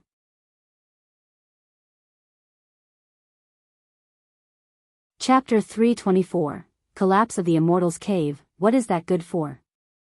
Jian Chen had to ask as he looked at Ming Dong with a look of pure concentration for an answer to his question. At this moment a loud commotion could be heard from behind as the entire crowd finally came into this room. In a flash, the small room was filled to the brim as even more people tried to get in until the room. It seemed as if the room was like a steamed bun and could not fill up anymore. In front of Jian Chen and the others, there was still a small empty space as everyone recognized who they were. They all knew of their strength, and while they did not wish to be constantly pushed in from the others behind them, they did not wish to get close to Jian Chen, and so they kept their distance in fear that getting any closer would mean their lives would be in jeopardy. Jian Chen, I'll explain it in full details later. But in short, we've got a treasure. Ming Dong spoke to Jian Chen. Jian Chen nodded his head calmly without another word as he stared with narrowed eyes at the group in front of them. In a split second, this small room had filled up with people, and even more people were trying to get in. This had meant that if they wanted to get out it would be a problem. Suddenly, the entire cave began to shake as the ground shook as if there was an earthquake. As soon as the tremors started, a single fracture appeared within the cave before quickly expanding into multiple spider web-like cracks that filled every single corner of the cave. Dust began to fall from the roof as the cracks spread out, obstructing everyone's line of sight. This sudden development caused Jian Chen to grow startled. Right now, this cave was on the verge of collapsing in on itself. In contrast, those men from the outside had been rushing into the cave almost as if the heaven-tier battle skill was clouding their minds. They crowded inside the room as they shouted out for the battle skill. Despite so many people coming in, they didn't earn a single treasure. That was because this room only had the Saint Ruler's skeleton, which was claimed by Ming Dong, and nothing else. The tremors within the cave began to grow stronger as many stone fragments began to fall down from the ceiling. Even the walls to the cave were starting to crumble as stone slabs fell from them. Crap, the cave's going to collapse. It seems this cave took one too many attacks. The Saint Ruler's skeleton must have been living in harmony with the cave, so once we took the skeleton, the pressure we felt earlier disappeared with it. The cave can't hold itself up any longer. Jian Chen, we have to get out right away. Ming Dong had learned a lot in his 1 year away from Jian Chen, so he had quickly figured out the relationship between the skeleton and the cave. Even Jian Chen's face grew serious as he looked at the group in front of him and yelled, "The cave is about to collapse, everyone hurry up and get out." Jian Chen's voice was almost like a horn that blasted everyone's ears like a thunderclap as he commanded them all to exit the cave. Those men who were blinded by the heaven-tier battle skill immediately regained their senses and realized the situation that they were in. Each one took on a look of shock as they all cried out, "Crap, the cave's collapsing, hurry up and get out or we all die here. Crap, it really is collapsing. Get out now.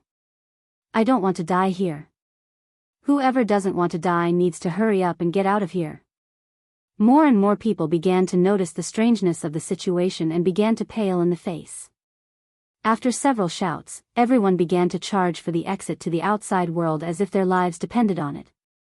Many men had even been pushed to the ground and trampled in their rush to run out. "Fucker, who stepped on me? Hurry up and show yourself. Do you wish to die? That's my hand you stepped on.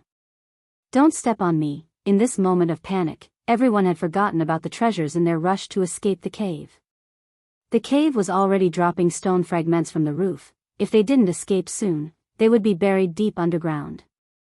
Following the group's exit, Jian Chen and the others began to fly straight out of the room as well now that the room was more spacious than before.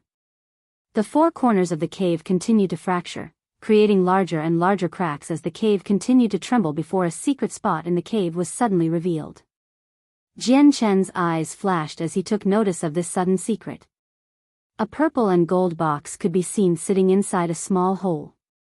Within the dark and dusty room, the light given off by this box was extremely eye-catching. Jian Chen quickly flew toward the hidden site and quickly grabbed the purple and gold box into his space ring. By the time he was done with his actions, more and more secret spots within the walls began to show up.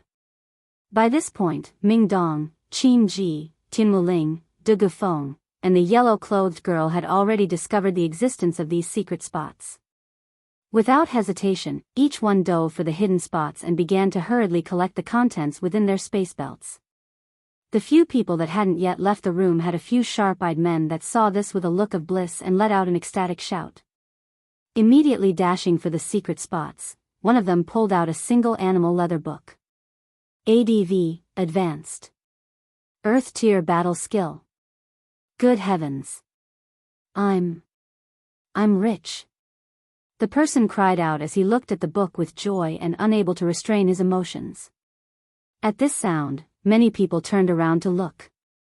This is an advanced Earth Tier cultivation method, it suits me perfectly. Another person cried out with the book in hand.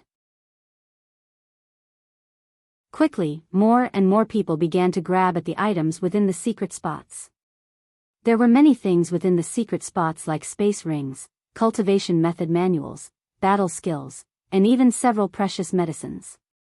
With several men all collecting the items, the secret spots within the cave were quickly cleared out. At that moment, a Earth Saint Master suddenly took out an unknown book before widening his eyes and slowly crying out in alarm, "Heaven!" As soon as that one word escaped his lips, he immediately came to his senses and clasped his mouth shut with his hand as he looked around himself in anxiety. A sudden flash of fire could be seen as De Gufeng appeared by his body with his ruler armament straight through the man's chest. Taking the book in his hands, his eyes swept across the title before smiling, so it really is a heaven-tier battle skill. Hearing those words, Tian Muling put away the whip she had only just took out as she complained, "You all move far too fast, the good things were already taken away by you." Qin Ji put away his ruler armament as well as he shook his head and sighed. Even the longbow wielder had put away her own bow. An Earth-tier battle skill was something that they all didn't care for, but a Heaven-tier battle skill was something entirely different. To them, every single Heaven-tier battle skill was capable of indirectly increasing the strength of their clans. Even saint rulers would covet Heaven-tier battle skills at the same time. Those clans with ruler armaments would not dare to disregard them. If it were not for not De Gufeng's reaction speed, then Qin Ji and his men would have been the ones that would have gained hold of the Heaven-tier battle skill since they were the next closest people. Killing people for treasure after seeing such goods was a trivial matter that was common within the Tianyuan continent. Seeing De Gufeng begin to kill people for their items, everyone no longer had any desire to stay in this place and quickly ran toward the exit. Bang! Bang! Bang! Several large pieces of stone began to fall and crash into the ground with a loud bang. Some parts of the cave had already collapsed while other parts of the cave continued to rain stone fragments down onto the ground. "This place can't hold on for much longer, we better leave." Ming Dong spoke out in anxiety. The group began to fly toward the exit to the cave in a rush. Bang! A single 4-meter-tall stone fragment smashed into the ground right where the passageway was. Out of the way. A single roar could be heard from behind as De Gufeng smashed the stone fragment, with his giant flame sword, into powder. Without hesitation, everyone charged through the dusty passageway in an attempt to run even faster than before. Soon enough, the group finally made it through the exit to the cave with everyone looking worse for wear. Not only were their clothes filled with dust, but even their faces had a layer of dirt on them that made them seem extremely dirty. "Phew, we're finally out, I thought we were going to be buried alive." Ming Dong exhaled as he dusted himself off. Right in front of them was the group that had pushed their way out earlier. A good majority of them were all dusty and had a good layer of dirt on them. Some of the more unfortunate great saint masters were even nursing their wounds from when the stone fragments fell on them. "Out of the way, get out of the way, you annoying." Suddenly, a voice that Jian Chen was all too familiar with could be heard. Jian Chen turned his head to look only to see Qin Shao pushing through several people in a hurry through the dust. "What's your rush, didn't you get enough from earlier? Or did you forget that you wanted to die?" Fuck, so a lowly great Saint Master dares push me? You must be terribly impatient to die. Immediately, a loud group of men cursed in anger toward Qin Shao as the group of men that he had pushed began to prepare to find trouble with Qin Shao and start a fight. Qin Shao didn't bother to listen to the angry swears as he hurriedly looked all over the place. Soon enough, he saw Jian Chen and let out a sigh of relief before rushing on over to him. Jian Chen, are you fine now? I heard that the cave collapsed, and since there were a lot of people in there, I began to worry. Upon seeing that Qin Shao and Jian Chen knew each other, the ones that had cursed at Qin Shao immediately went silent and obediently closed their mouths in fear that even a fart would come out of them. As for those who were prepared to fight with Qin Shao, they all went pale in the face and submissively retreated back into the crowd to blend in with it. By now, Jian Chen's fame and reputation had preceded him. He and the 5 experts were 2 matters on completely uneven footing. Jian Chen was someone everyone knew and didn't dare offend. After all, his fight against Zhigu was seen by everyone quite clearly. Not only was he able to kill him, but he was able to take on Zhigu's Earth-tier battle skills without any harm to his body. This was an entity that was far too strong for anyone to dare offend. The most important thing was that Shi Xiangran and Jiedo Wukong of the 5 experts had died from within the cave. While only Qin Ji and a few others had seen the reason for their death, but these 2 men had grievances with Jian Chen. With that, it did not take much thought to connect the dots. Adding on to the fact that Jian Chen had chased Dugu Feng out of the cave, everyone could see the pattern from there. After all, the majority of the men there were all meticulous people. Although the heaven-tier battle skill had temporarily made their brains numb, this was not be proof that they were stupid. A heaven-tier battle skill was just too strong of an allure for them to resist. Seeing the deep look of concern on Qin Zhao's face, Jian Chen couldn't help but smile at him. Don't worry, I'm fine. Ming Dong walked toward Qin Shao with a dusty face as he clasped onto Qin Zhao's shoulder. Hey, brother Qin Shao. Still remember me? Qin Shao quickly turned to look at the dusty and dirty face of Ming Dong, but the dirt concealed nothing from Qin Shao. His eyes quickly recognized Ming Dong's face and widened in surprise before shouting out loud in amazement, Ming Dong. Weren't you not going to participate in the gathering of the mercenaries? How are you here? Ming Dong laughed. I wasn't planning to, but then someone was looking for me, so I came along. Someone was looking for you? Who? Qin Shao spoke with confusion. It's a long story, let us wait for us to find an empty place before we talk. Come, Qin Shao, let me introduce you to everyone. Ming Dong grabbed onto the flame sword-wielding Dugu Feng and pulled at him. Brother Qin Shao, this is the newest member of our group, Dugu Feng. From now on he will be a fellow brother. Qin Shao was taken back for a moment before quickly resuming his straightforward attitude and greeted Dugu Feng enthusiastically. Dugu Feng replied with a smile. Qin Ju, who had just pushed his way out from behind, had overheard the entire conversation with a look of utter disbelief. He didn't dare believe what he had just heard, but he didn't see Dugu Feng say anything in objection and had even replied back to Qin Shao with a smile. In the end, Qin Ju could only choose to accept this as the truth, but his heart was still filled with doubts. Dugu Feng was one of the 5 experts and simultaneously had a clan behind him that had even the Tianqin clan's respect. Just how could a person like this suddenly become so close to Jian Chen?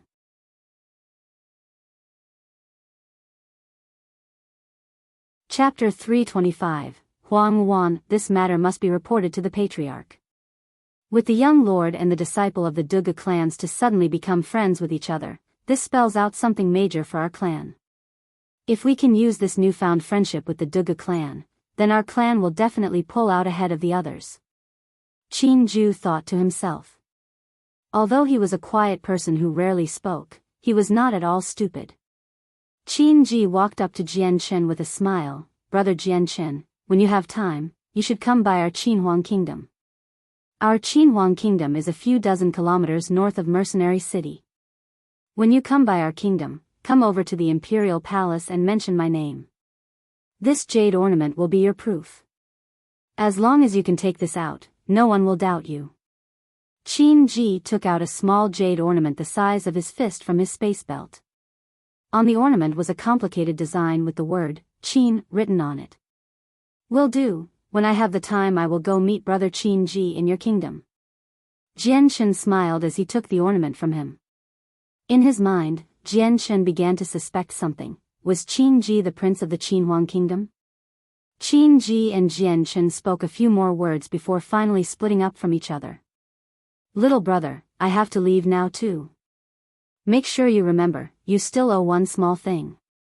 Tian Muling spoke as she walked up to Jianshen and spoke to him in a gentle manner with her mature charm. Jianshen gave an embarrassed smile as he spoke. Sister Tian Muling likes to joke, I see. You've given me a precious item. In the future when I have the chance, I will definitely return the favor 10 or even 100 times back. Tian Muling followed Qin Ji's lead and left after that. Everything inside the cave was no longer recoverable. Since it had collapsed, many groups of men began to leave in 2s and 3s. Yet, some people were still staying behind. Jianshen and his group didn't have any plans to stay behind either. After summoning everyone, they all left together, but unlike last time, their group had 2 new people, Feng and Ming. Walking through the forest while chatting on the road, Jianshen introduced Ming to Xinyan and Yunzheng. It was only the yellow-clothed girl that Jianshen had no idea on what to do since he wasn't familiar with her at all. Previously it was because of Shi Xiangran that they had been forced to travel together, but even after traveling together for at least a month, Jianshen still didn't know the girl's name. He had wanted to find out, but because of her temper and because of the accident where he saw her body, Jianshen was afraid that she would give him no face at all. Thus, he had no desire to be the one to poke at the thorns. Ah, Jianshen, who is that girl with the longbow behind us? She's really beautiful. Ming have never seen such a pretty woman. I think only that unknown second miss from the Tianqin clan would compare to her. Ming asked Jianshen in a low voice with a great amount of curiosity. Hearing that, Jianshen forced a smile on his face. You should forget about finding an answer about her from me. I don't even know her name. She and I had a small misunderstanding in the past, and because of Shi Xiangran and his ruler armament, we were forced to band together in order to stand against him. This way, we would be able to defend ourselves against him. Shi Xiangran? Is that one of the 5 experts? How strange, I thought I heard that you were able to kill 2 ruler armament users. These types of people should pose no threat to you at all. Just how did you feel so threatened to travel along with her? Could it be Shi Xiangran is extremely strong? Ming asked with confusion. That's not it at all. Jianshen spoke. Shi Xiangran had a strange barrier that made my attacks harmless to him. With his incredible ruler armament to attack us from a large range and was equally hard to dodge. Although I had a secret power, I wasn't sure that it would be a threat to Shi Xiangran. For the best case scenario, I had decided to travel with her. It was only today in the cave that I was forced into a tough situation that I could try out my last resort against Shi Xiangran's barrier. I didn't think that it would be enough to break through. Because of this, Shi Xiangran and Jiedo Wukong's barrier were no longer a threat and I was able to kill them. Hearing this, Ming looked on with shock. Jianshen, you were able to shatter their barrier, is that true? I was able to borrow some outside help. With that, Jianshen revealed the azure and violet sword Qi to Ming with his finger. The 2 lights glowed faintly, while they were brighter and stronger than before, it was only by a marginal amount. Under the scorching sun, this light was nothing.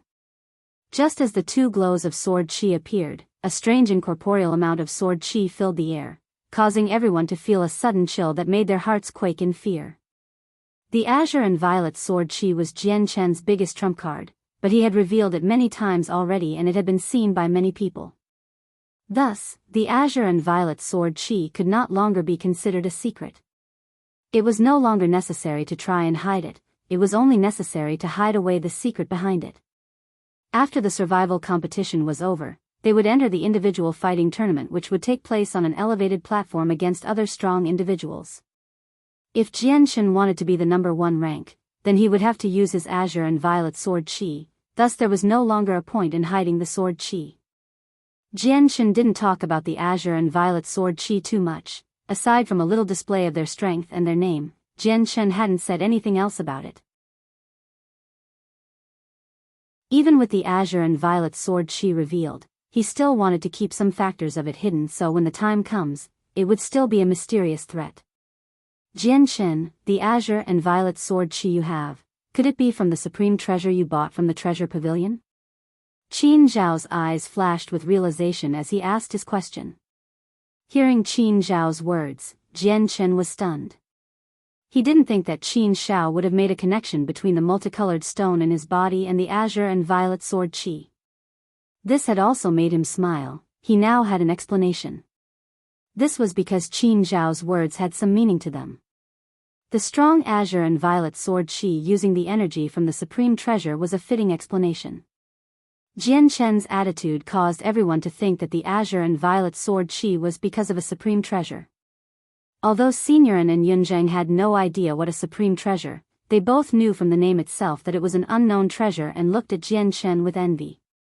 The yellow-clothed girl walked up to Jian and spoke quietly, "I have some words to speak with you." Jian had some doubts as he looked at her before finally walking out of the group to a vacant spot 100 meters away where the girl followed him to. Ming Dong and the others stopped traveling as they all looked on, curious to know what the girl wanted to speak to Jian about. Then Ming Dong had a strange but deep smile on his face as he laughed. That girl must like Jian if she has to walk that far away so that we wouldn't be able to hear them.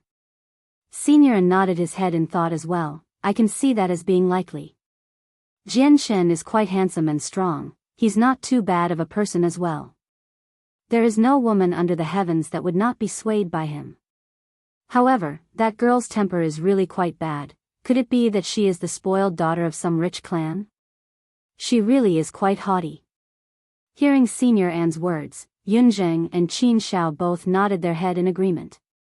Only Qin Zhu and Du Gufeng remained silent.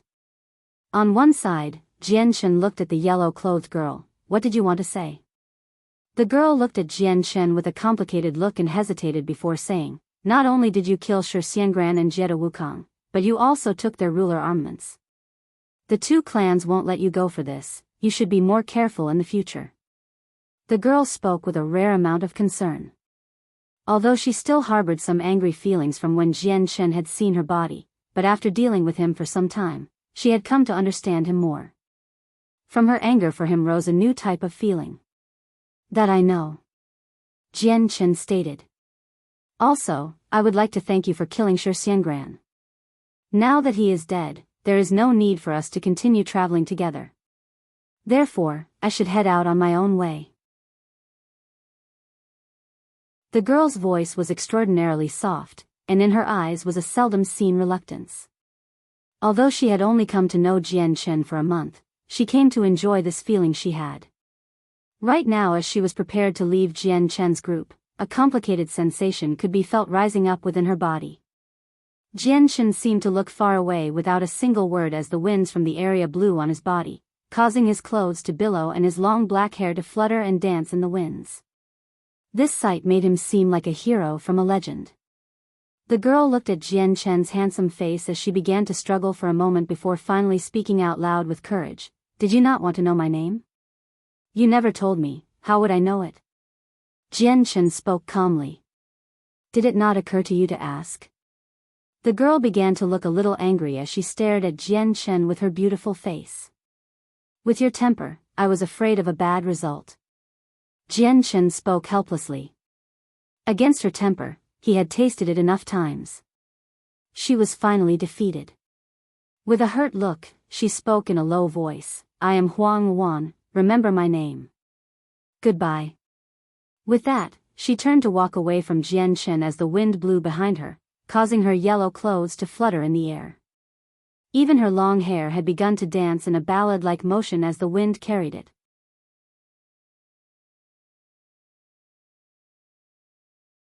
Chapter 326. Hidden energy within the Saint Ruler skeleton. Jian stared at the still close-by girl with some hesitation before opening his mouth once more. Wait a moment. Hearing the voice behind her, the girl stopped her steps before replying to him without turning around. What is the matter? Jian spoke softly. I am thinking that you have no barrier to protect yourself with. I do not have any barrier with me. The girl didn't deny it. Jianshan spoke without flinching. You have a ruler armament with you and no barrier. Do you really think you could travel safely like this? Although Shi Xiangran is dead, he is but only one of the many men lusting for your ruler armament. For example, if Qin Ji and Tian Wuling were to face off against you, it would be incredibly difficult to fight by yourself. I trust that you know just how much any clan would value another ruler armament. For the sake of their clan's expansion, it can't be said whether or not they would try to snatch away your Lunar Bao. After all, to them, this is a huge achievement, and at the same time, you have no relations to them. Aside from those two, this place still has many strong Earth Saint Masters and some that may even be organized. While your Lunar Bao is capable of killing an Earth Saint Master with ease, if a group of Earth Saint Masters were to attack you at the same time, would you have enough time to shoot them all? In the end, your Lunar Bao is only strong from afar. If they were to get close, then your Lunar Bao would lose its superior edge. In the end, who knows whether or not someone will place a trap for you. Jianshan didn't know whether or not his words would be enough to convince Huang to stay behind. Perhaps it was because of the month they had traveled together, but Jianshan had no desire to see the beautiful girl die in a place like this. Jianshan didn't have a good understanding of ruler armaments, but he did know that for the sake of protecting his ruler armament, the extremely proud Du Gufeng had sacrificed his own life and was even willing to make a blood oath. From this, Jianshan could infer that the ruler armament was truly something that many families would pay a heavy price for. With Huang by herself as a long-ranged ruler armament user, if an enemy were to get close to her, then her longbow would lose its effectiveness. She didn't have a barrier either, so it would be hard to avoid those who might have a greedy heart. Qin Ji and Tian Wuling were the two people Jianshan was most worried about. If either one were to get close to Huang for a long period of time, then they would be able to touch her with ease. Although Jianshan wasn't sure they would do anything against Huang, one must be cautious even if the chance was only 1%. Hearing Jianshan's words, Huang's face grew extremely serious. Jianshan's words made perfect sense, and after the events from the cave, everyone knew that she had a ruler armament. Although this was something most people were only hearing about for the first time, they would know what a ruler armament was soon enough. She was afraid of meeting these men. With this treasure on her and no defensive barrier while traveling by herself, she would definitely be a target for those who might come across her.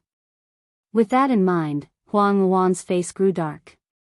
Originally, she had thought that Shi Xiangran's death would be the only thing she needed to live in peace.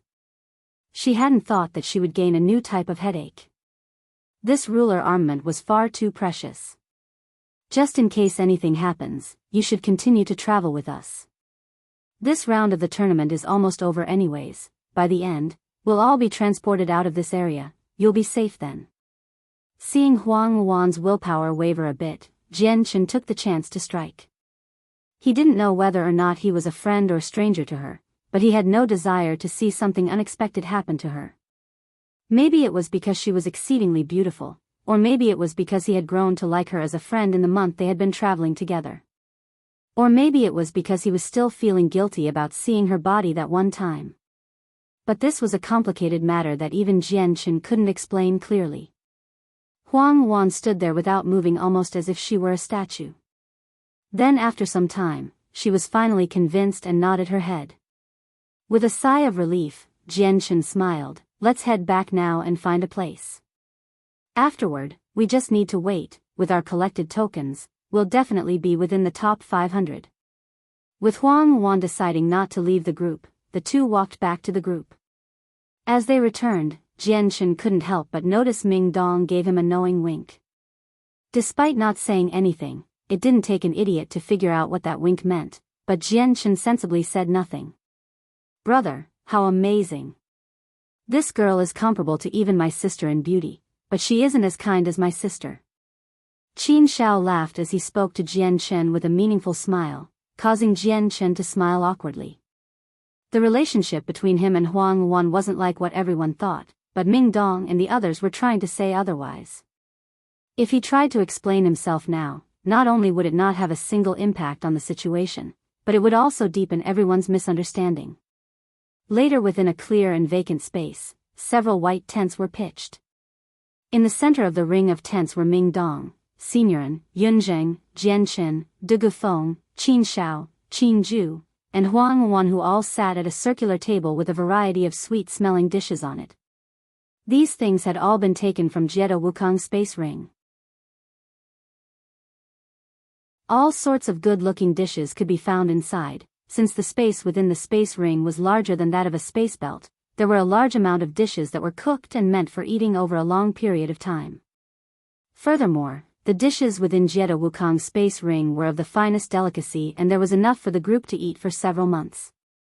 After the meal, a few of the men left the table, leaving behind Jianchen, Ming, Dugufeng, and Huang. Ming looked around the table before taking a sneak peek behind to see if anyone else would come back to the table. Then, with a mysterious glance at Jianchen, he asked, "Jianchen, do you wish to know what the skeleton of a saint ruler can be used for?" "Yes, I'm quite curious." "Just why is it so precious everyone would try to steal it?" Jianchen spoke with curiosity. "Then let me tell you." A sing-song-like voice could be heard as Huang suddenly took the initiative to speak with a quiet voice. Preparing to speak, Huang organized her thoughts before saying, "A saint ruler has a limited lifespan, so naturally, they die a natural death. This type of death is what we have come to call a seated death. The energy within a saint ruler is incredibly strong and pure. That is why after a saint ruler dies by a seated death, the energy and saint weapon within their body do not dissipate into the world. The energy continues to stay within the body and slowly enters the skeleton. After some time, the saint ruler will leave behind its skeleton with its full strength intact, meaning it is very precious. If one were to obtain the power of a saint ruler, would that not make people envious?"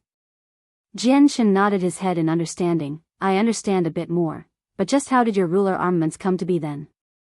"According to what you've said, the energy of a saint ruler blends into the skeleton, while the energy from their saint weapon should dissipate. How could it continue on to exist?" Huang spoke. "A saint ruler's strength is classified into 9 levels. This system is called the 9 heavenly layers. When a saint ruler reaches the 9th heavenly layer, they are standing at the pinnacle of the current realm, and from there it is only one small step to become a saint king. At this step, the saint weapon within their body has reached a peak of qualitative energy. By this point, a saint ruler is strong enough to sever the connection between himself and the saint weapon.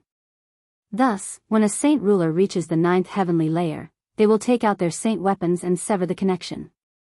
The saint weapon will be able to maintain the energy within it forever without dissipating, and thus becomes a ruler armament. So when a saint ruler reaches the 9th heavenly layer, they will be able to sever the saint weapon's connection to themselves, but no one under the 9th heaven layer will be able to accomplish such a feat. Then, when these saint rulers die a seated death, their saint weapon's energy will be harmonized into their skeletons just like this one skeleton we have now?" Jianchen asked. "Correct," Huang said. "Then that's strange. When a saint ruler reaches the 9th heavenly layer, just why would they sever their connection with their saint weapon and give it to someone else?" "Of course, for those saint rulers with a family, they would do this to benefit the younger generation, but if I recall correctly, this wouldn't be the case for most people, as not every saint ruler has such a clan to be in." Jianchen asked the question on his mind. "It is because of a correlation to an unrealistic legend.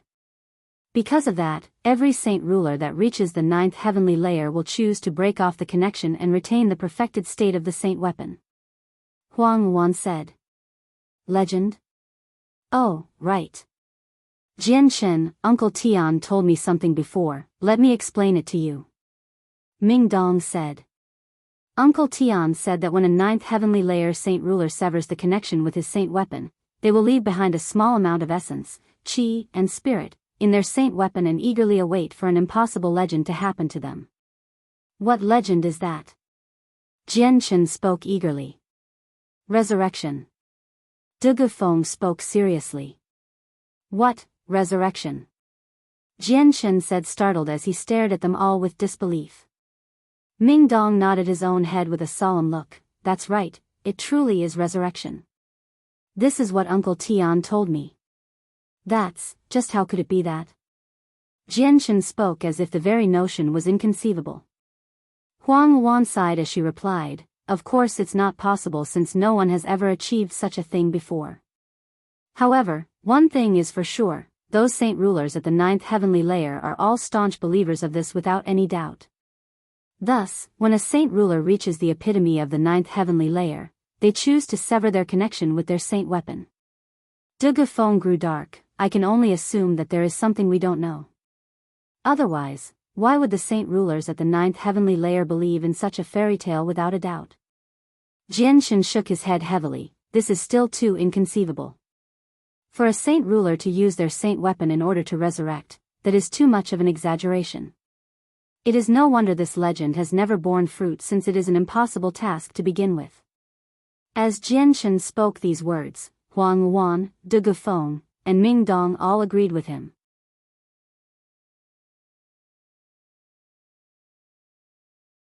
Chapter 327, End of the survival competition. In regards to this information, Jianchen was truly shocked. Huang and De Feng were both from major clans with a saint ruler ancestor as an overseer and were both in high positions in the clan, so they knew enough about these matters. While Ming was born in a small village, because of the unfathomably strong saint ruler in the Madare Shrine and Ming Dong's relationship with him, he was able to learn many secrets that made him as knowledgeable as Huang and De Feng. The three of them continued to give their accounts on the secrets of a saint ruler, allowing Jianchen to understand not only their strength classification, but also the powerful might of the remains. The total amount of accumulated energy within a saint ruler's skeleton was capable of being absorbed by a cultivator for their cultivation. However, only a heaven saint master would be strong enough to extract the energy from a saint ruler's skeleton, since a saint ruler's energy was far too concentrated for anyone below a heaven saint master to endure. Other than that, ruler armaments somehow carried a shocking secret within them. A saint ruler that died in a seated death would be able to resurrect with it. This was almost like a story of the Arabian Nights. No one had ever seen it happen before.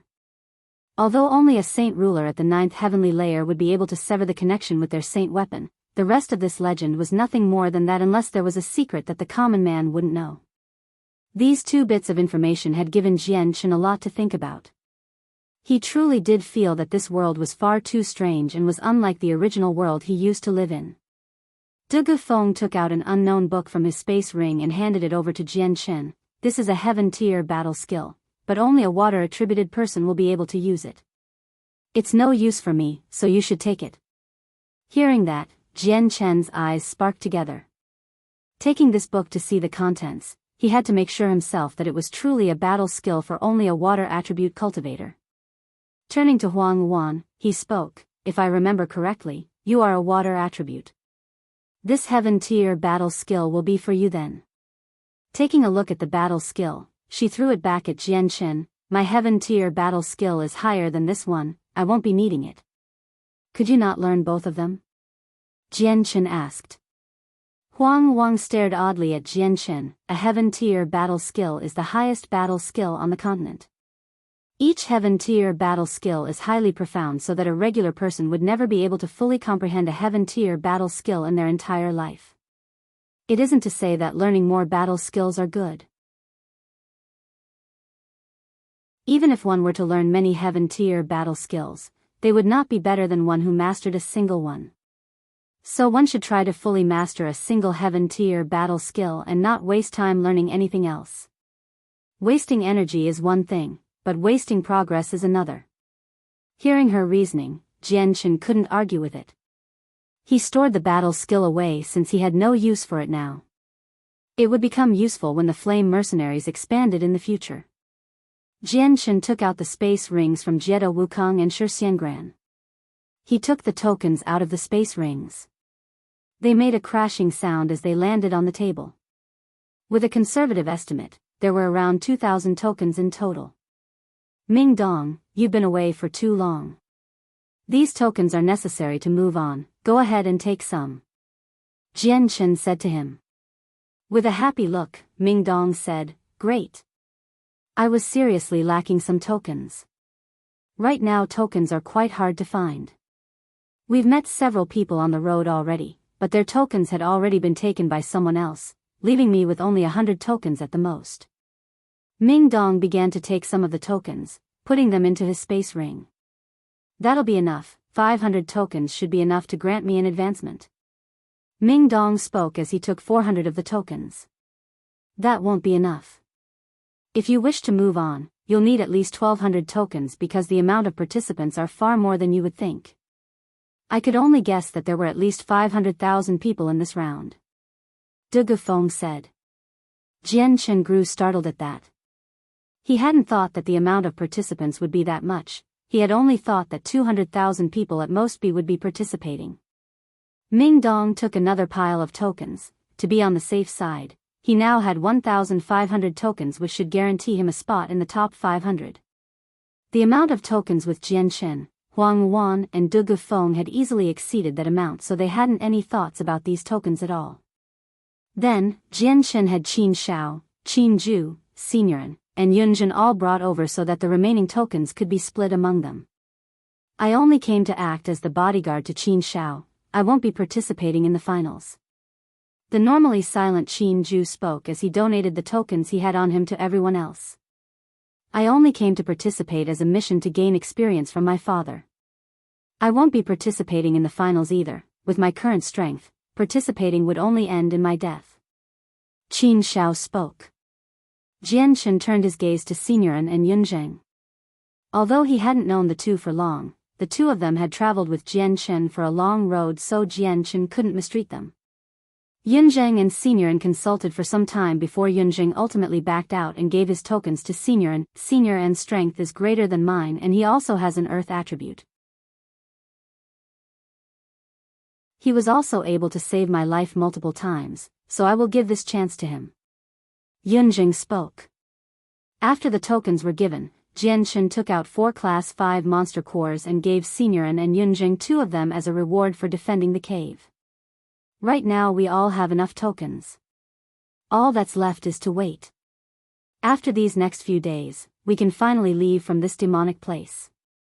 We've all suffered greatly in this 1 year, so we should all be happy now. Allow me to use this to entertain everyone. Ming Dong laughed as he took out the carcass of a giant magical beast from his space ring, causing the tent they were in to bulge outward. Heavens, you killed even the amethyst thunder lion?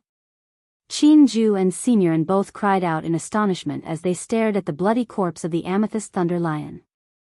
Aside from Jian Chen, De Gufeng and Huang Luan, everyone else did not know of Ming Dong's strength. Qin Shao and Qin Ju had both believed that Ming Dong was the same great saint master they had known a year ago.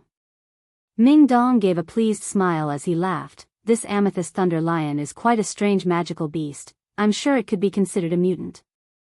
Its strength was already at the peak level for a Class 5 magical beast and was not weaker than a Heaven Saint Master in strength. If it were not for the heavy injuries already, I would not be able to kill it as easily as I did. However, that digging maniac Pangolin Emperor was far too crafty and ran away. But I was still able to land us a fine delicacy. Let us enjoy this high-leveled magical beast meat and its multiple, good benefits. After leaving the tent, Jian Chen began to look at the items he had taken from the secret spots in the cave by himself. Before the Immortal's cave had collapsed, he was able to grab 3 Earth-tier battle skills, for Earth-tier cultivation methods, several white jade bottles with wonderful-smelling medicinal herbs, and a few other things of relatively useless value. There was also a few Radiant Saint Force-filled pills which shocked Jian Chen since the pure Radiant Saint Force in these pills far exceeded his own. These pills are quite unique. I bet this was what the Saint Ruler himself had found. Jian Chen thought. Then, Jian Chen took out the purple and gold box and opened it slowly to reveal a small white piece of fur inside. Jian Chen gently took out the fur from the box before suddenly feeling his heart skip a beat. Immediately, he took out the 2 white pieces of fur from his own space ring. These 3 pieces of fur were the exact same size and color. It seemed that they were almost identical. Among the 3 pieces of fur was the one given to Jian Chen by his mother by Yuntian as her farewell gift to him, which in turn was her family heirloom. Just what secret are these strange pieces of fur hiding? Jian Chen held up the 3 pieces of fur with confusion. Jian Shen had privately done his research into this topic many times, but he had never found an answer. Jian Shen knew that there was no way for him to be able to find out the mystery behind the pieces of fur, so he had never tried. Making sure that the 3 pieces of fur were together, he stored them in his space ring once more.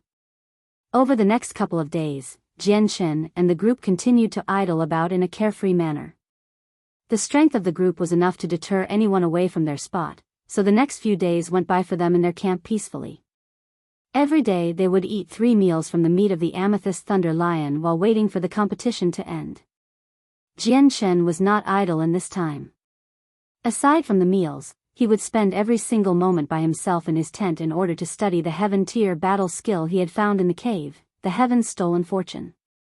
This battle skill was capable of multiplying one's strength, something Jian Shen found incredibly helpful. In this time, many men came across Jian Shen's group, but they could only look at the group from afar. Not a single person dared disturb them and were afraid that if they were to offend them, they would lose their lives. When only 3 days remained in the competition, a bad rumor could be heard circulating about. Up in the north, 3 exceptionally strong men were talked about. Each one of them were a Radiant Saint Force user. This type of Saint Force was seldomly rare to see, but these Radiant Saint Force users were called the Radiant Warriors by most, and the Undying by others.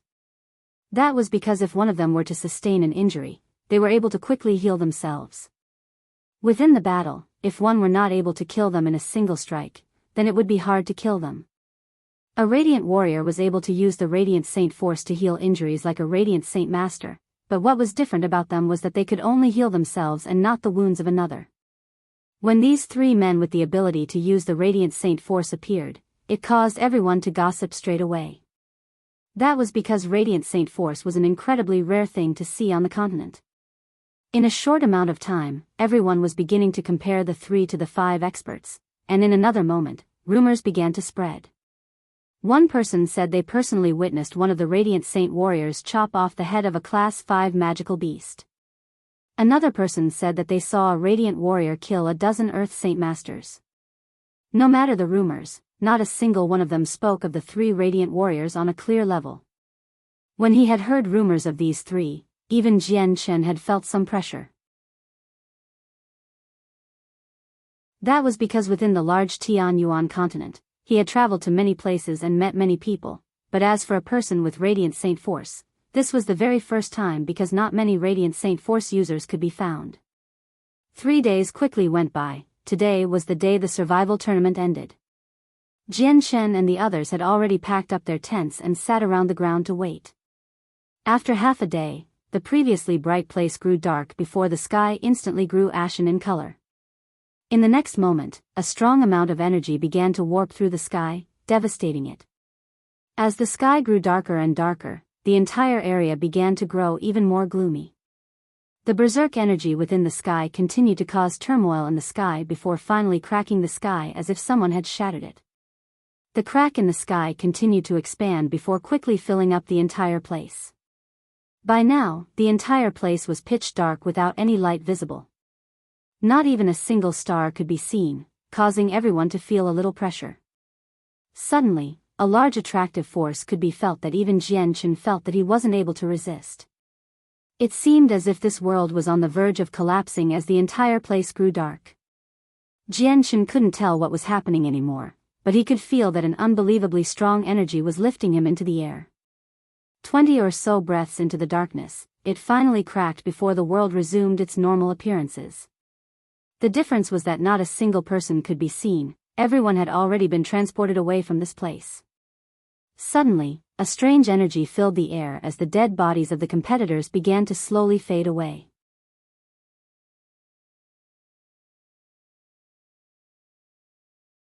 Chapter 328, Threat 1. As the darkness receded to make way for the light, Jian Shen looked up only to see a large shrine. This shrine was large enough to house 10,000 people, but at this moment, this place was already filled with many scraggly-looking men that had all just been brought here along with Jian Shen. What type of energy is this for it to be strong enough to transport every single person in that world? Could it be a saint ruler? Or maybe a saint king, or perhaps a saint emperor? Jian Shen thought to himself in amazement. The energy that had enveloped him was far too strong for him to even think about defending himself against. For those with tokens, please come here to register your name. For those without any tokens, please exit this place immediately. The door is behind you. At that moment, a loud voice echoed throughout the shrine as an elderly-looking man sat by a long table as if he had been waiting there for some time. By his side were two assistants who looked to be around the same age as well. With those words in mind, many people grew depressed before walking toward the door. After everyone had left, only 200 men remained. Jianshan ended up as the most attention-grabbing person because his clothes were still intact. Everyone else was in terrible shape and their clothes were not covering up most of their body. Many didn't even have a single space belt and used a bag to hold their things. From this group, the majority of them were all great Saint Masters while only a few dozen Earth Saint Masters remained. Jianshan looked around himself. From the 200 people here, he recognized no one. Not even Ming Dong or Qin Shao could be seen. It seems that we were all taken outside. Jianshan thought to himself. The 200 men continued to walk toward the elder and the very first person had begun to take out his tokens from his space belt to show to the elder. The elder swept his eye over the sum and spoke, 5 tokens, verification complete. Immediately an elder took out a brush and wrote the number 5 on a piece of paper before barking out, speak your name. Liang Dezhong. The competitor spoke respectfully. You may go. The elder wrote down Liang Dezhong's name. The third elder took away the black tokens. The 3 elders worked in a fluid tandem. One would verify that the tokens were real while the second took their names and numbers and the third collected the tokens. The second competitor came to the table and dropped 3 tokens on the table. 3 tokens, verification complete. The first elder spoke. Immediately the other elder began to write down the record as the first one spoke a confirmation. After taking his name, the second elder wrote the number 3. Taking down the information was not slow at all and the competitors with a small amount of tokens were quickly weeded out. Rapidly, tens of dozens of men had been fully recorded. So far, the person with the least amount of tokens was 2 while the most had 80. Not a single person had over 100 tokens, so Jianshan began to feel some confusion. Just how did these competitors survive the competition? Did no one try to rob them? In the later half of the competition, most of the tokens were all within the hands of a few strong experts. Most of the strongest competitors had already 1,000 tokens. Jiedo Wukong and Shixiangran both had 1,000 tokens each. Could they have just never bothered to fight at all during the year? Jianshan thought. 126 tokens, verification complete. After a good amount of men, there was finally a person with over 100 tokens. Quickly, after one person had been announced to have over 100 tokens, another person with 300 tokens was announced, making him the highest. When it came to be Jianshan's turn, every single person immediately turned to look at him with a focused eye. Everyone was curious to see just how much the completely uninjured and intact competitor had collected. Jianshan lifted his left hand to reveal the space ring on his finger to everyone. That's a space ring. Someone cried out in shock. A space ring was the symbol of wealth and meant anyone that wore one was not an ordinary person. For a mercenary to wear a space ring, it meant that this person was an extraordinarily strong individual. Because of how expensive space rings were, only Earth Saint Masters wore them. The 3 elders didn't have a change in their facial expression as they stared at Jianshan. Crash. The sounds of a wave of metallic objects crashing into each other could be heard as the black tokens crashed against the table. In a single second, the entire table had a small mountain on it that was almost impossible to begin to count from. The 3 appraisers grew startled at this at last and stared at Jianshan with a shocked expression. After taking out all of the tokens from the space ring, Jianshan slowly brought down his left hand. Is that all? An elder asked Jianshan. Jianshan nodded his head and replied calmly, that's all. The group of people standing nearby Jianshan were all like stone statues from the sheer amount of tokens on the table. This time, the elder in charge of counting the tokens took some time to count them all before speaking, 1873 tokens, verification complete. Hearing that number, everyone sucked in a sharp breath as their hearts immediately skipped a beat. For those who had only collected several or even less than 100 tokens, this amount was far too gigantic for them to take in. Who would have known that someone that barely looked past the age of 20 would have such an amount? The three elders' attitude toward Jian Chen immediately changed as the one in charge of writing down the name immediately smiled at Jian Chen. Fellow brother, what is your name? Jian Chen. Good, brother Jian Chen, your achievements have really astounded us. I hope you can continue to astound us and have many more achievements in the next round. The elders smile at Jian Chen before writing down the number 1873 on the paper with his name. Afterward, Jian Chen left the area without another look back while the mercenaries all stared at him, as he left, in mute shock. Jian Chen, that youth is named Jian Chen. A person spoke out. Jian Chen, I've heard this name before. His name was recently made known. I've heard that he and the 5 experts are close friends, and that his own strength isn't weaker than theirs. So it's like that? It's no wonder he was able to collect so many tokens if he is able to be compared against the 5 experts. After walking out of the hallway, Jian Chen suddenly found himself in a giant place that was arranged like a courtyard. For giant hallways could be seen in every cardinal direction, and the hallway he just walked out from was one of the 4. Many other miserable-looking competitors could be seen hobbling out of the other hallways. In the middle of the courtyard-like arrangement was a single wide space which was filled with people. Among the crowd was a single large space gate that shined brightly overhead. On the other side of the space gate was a stone statue that was familiar to everyone. Jian Chen, we're over here. A loud cry came out from far away as Ming Dong waved his hand at him. By his side, Huang, Luan, and Dugu Feng could be seen standing there. Seeing his friend standing there, Jian Chen had a pleasantly surprised smile on his face. He had originally thought that everyone was sent to different places, but they were still all here. Everyone quickly converged together with a happy smile on their faces. This mercenary city is quite strong for it to be able to have such an expansive area.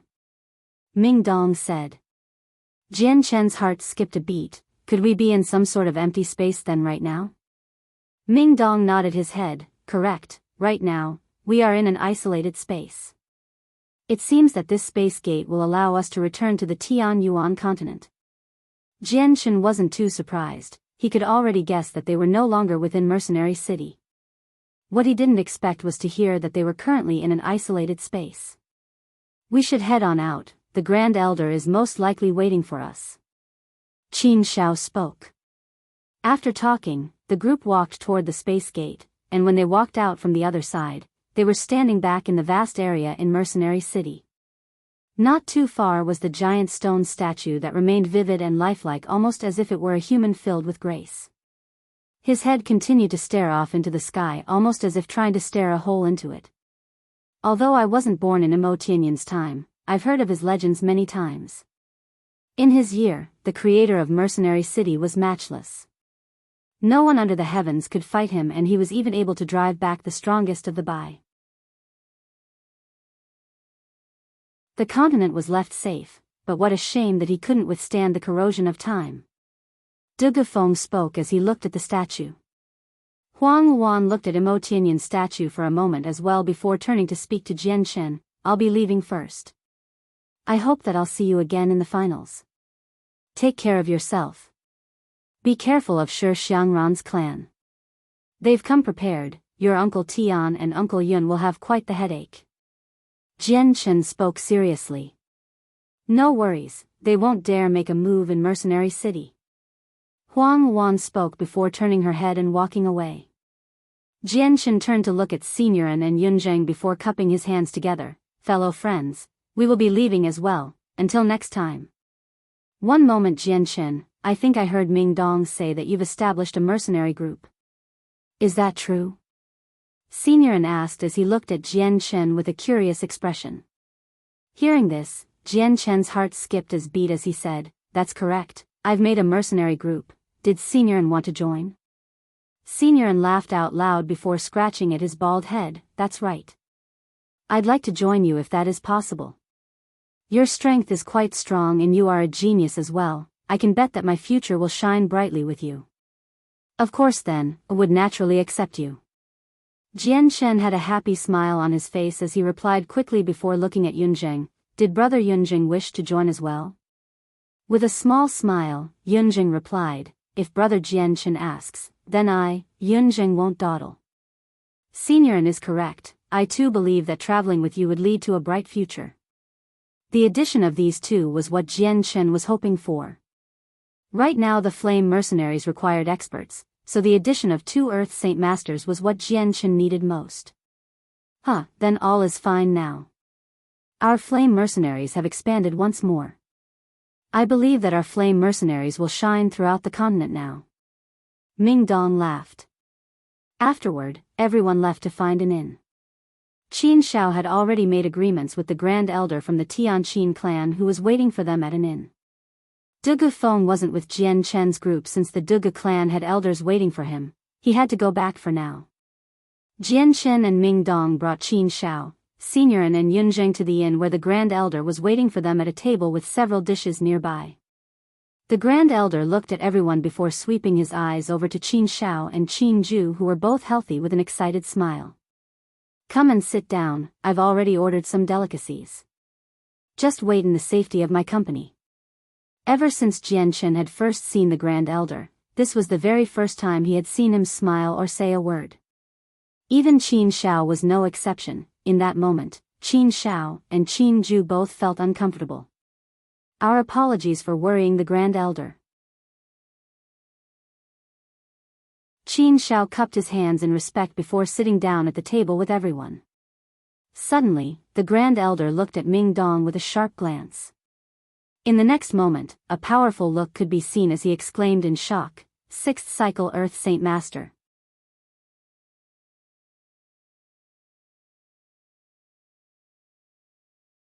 Chapter 329, Threat 2. Seeing the shocked expression on the Grand Elder's face, Ming Dong laughed giddily. The Grand Elder is quite keen to be able to see through my strength, but the Grand Elder needn't lose his manners.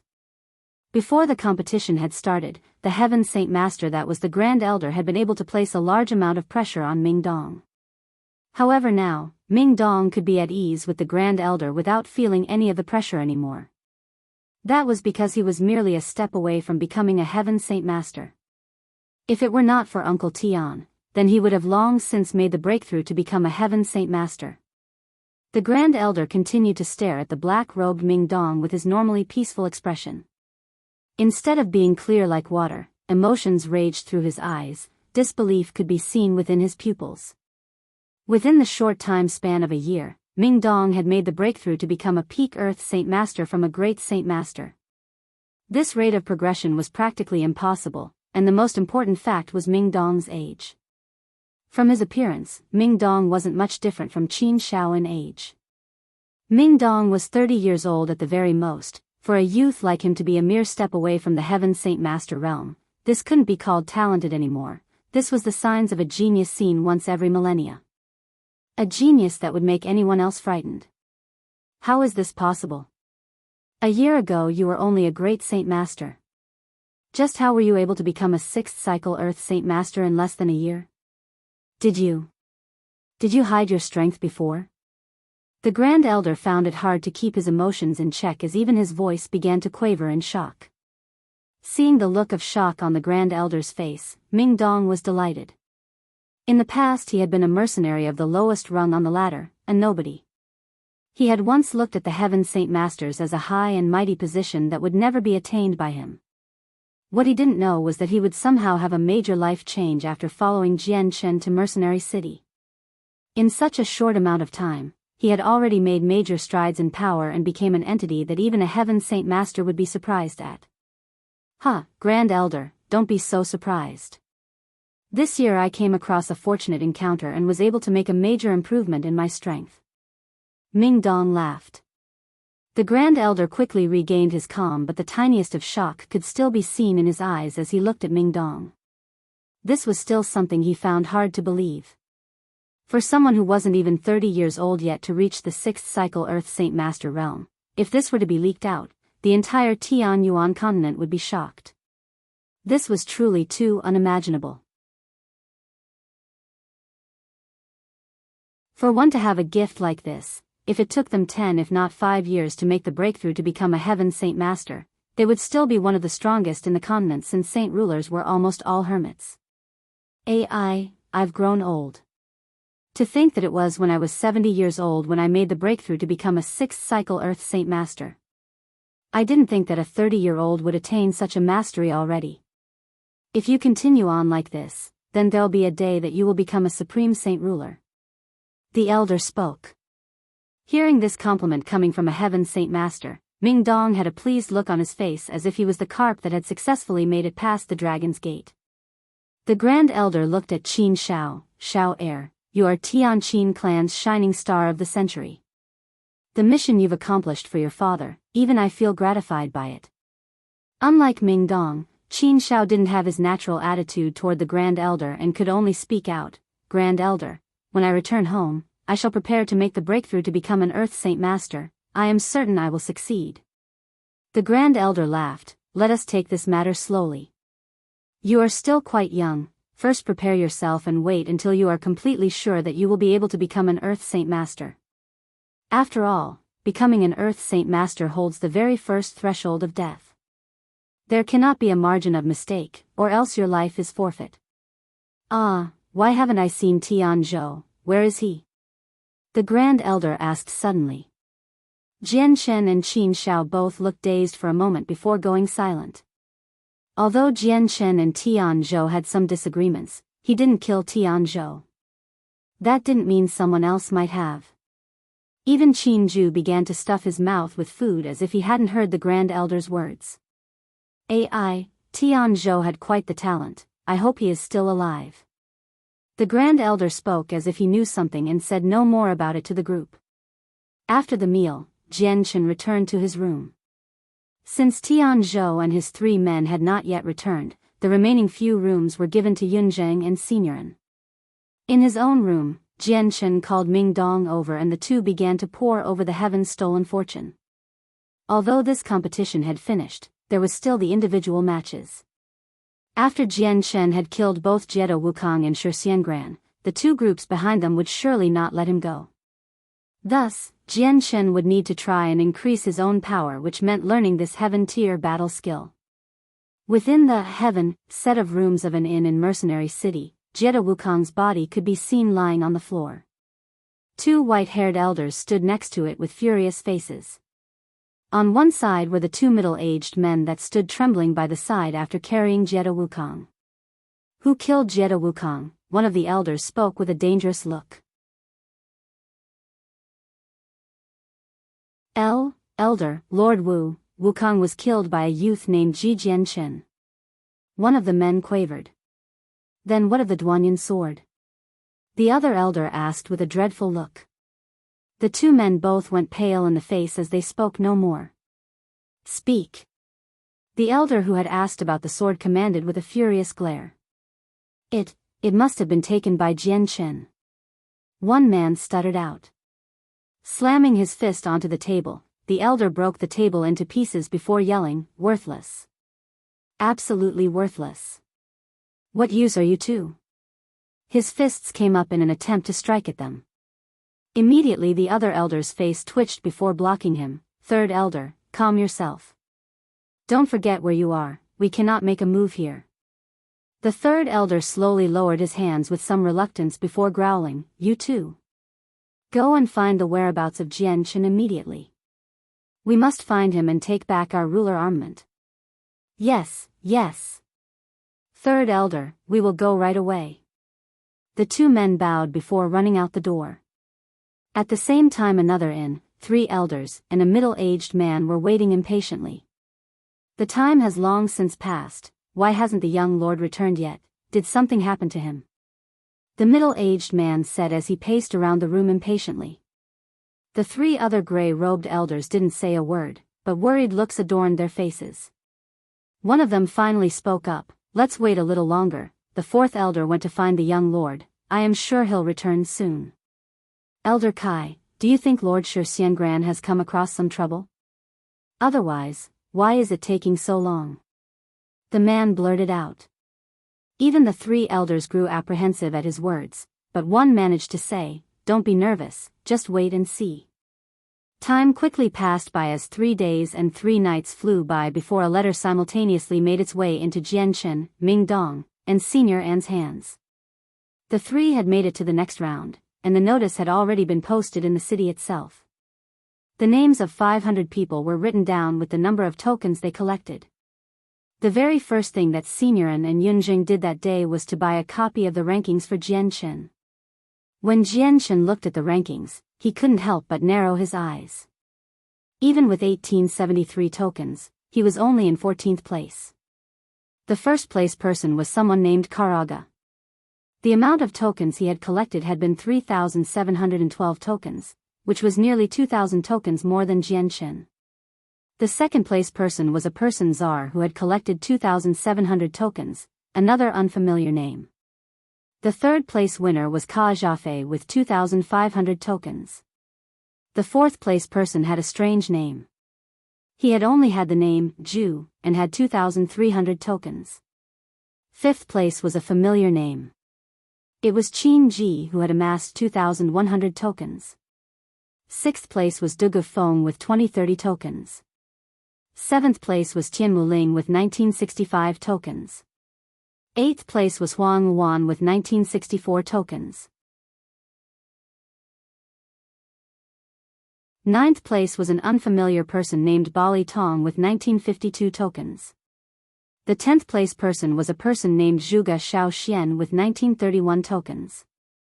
The next three names were also unfamiliar. It was only until 14th place that Jianchen had seen his name. Under him were Ming Dong and Senior An with 1,500 tokens each. The following men after them all had a small amount of tokens. The very last place person had around 300 tokens. This ranking list caused Jianchen to be silent for a long while.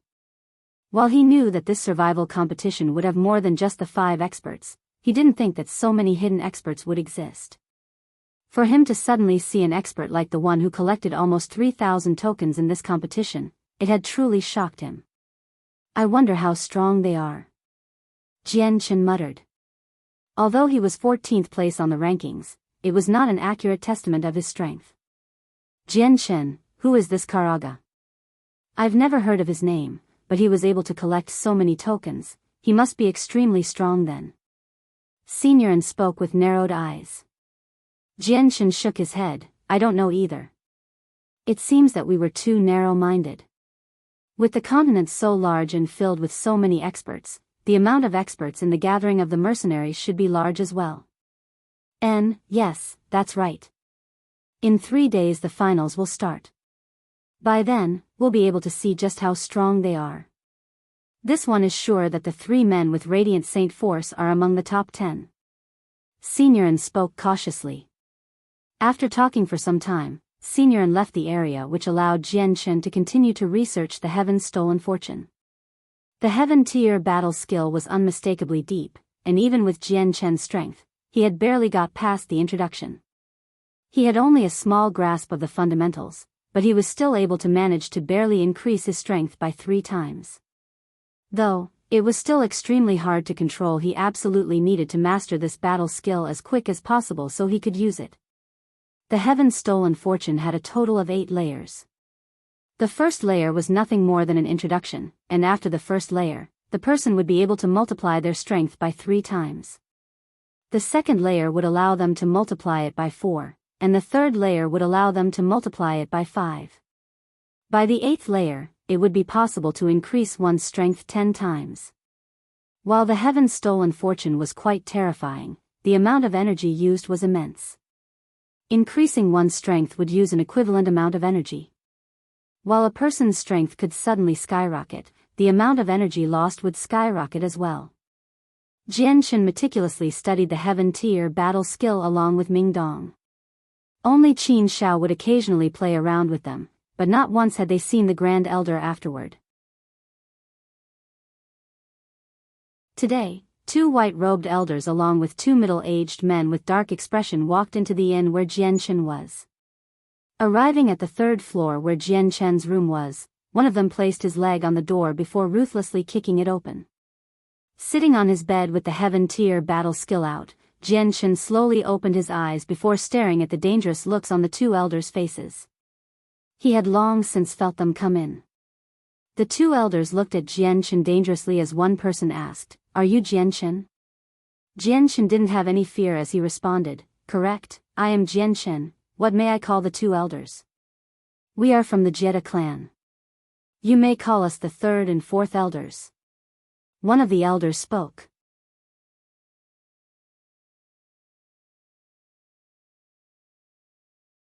Chapter 330, Threat 3, We are from the Jetta clan. You may call us the third and fourth elders. One of the elders spoke. Still sitting on his bed, Jianshan cupped his hands in greeting, "Fellow elders, what business might you have with me?" The third elder glared at Jianshan dangerously. "Jianshan, let me ask you. Did you kill the young Lord Jetta Wukong?" "And so what if I did?" Jianshan spoke. He didn't bother to deny it since many men had seen him kill Jetta Wukong. Even if he denied it, then the Jetta clan would be able to find out the truth from Qin Ji or Tianmu Ling straight away. The two elders exploded with killing intent as they listened to Jianshan's words. How arrogant, to kill the young Lord Wukong. "Jianshan, just which clan are you from?" Jianshan revealed a small smile. "I am by myself, is there a problem?"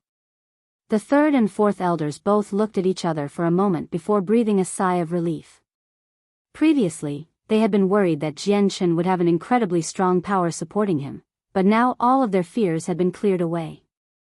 Although the two of them clearly knew that there was the risk that Jianshan was deceiving them, his answer was what the two elders were hoping for.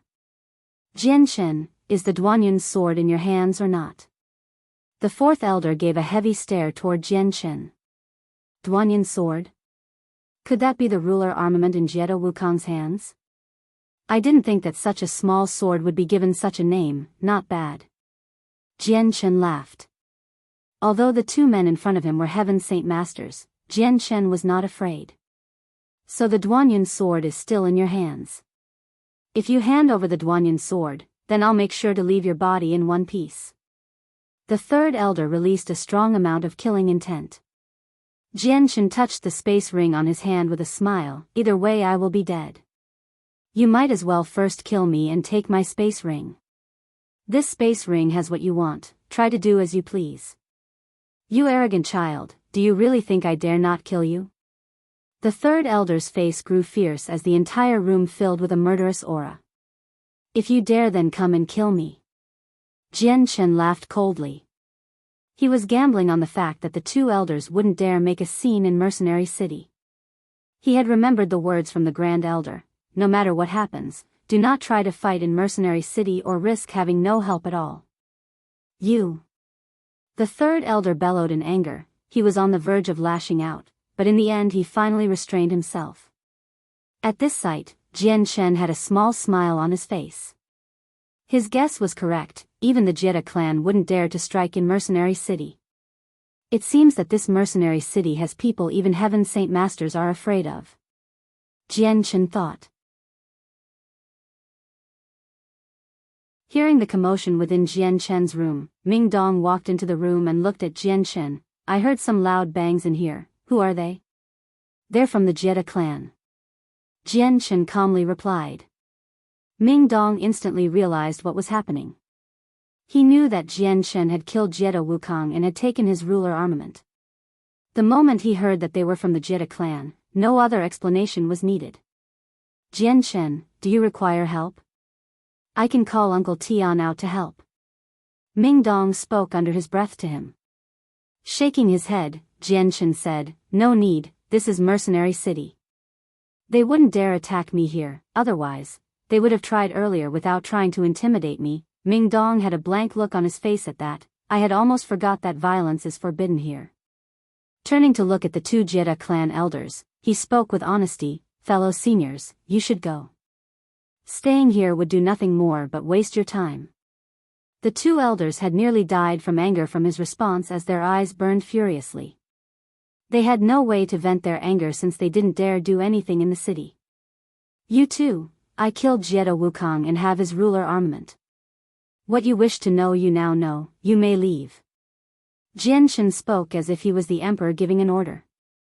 This grievance the Jiedo clan had with him would not be resolved easily. To disregard the two like this, the two elders from the Jiedo clan grew ashen in the face.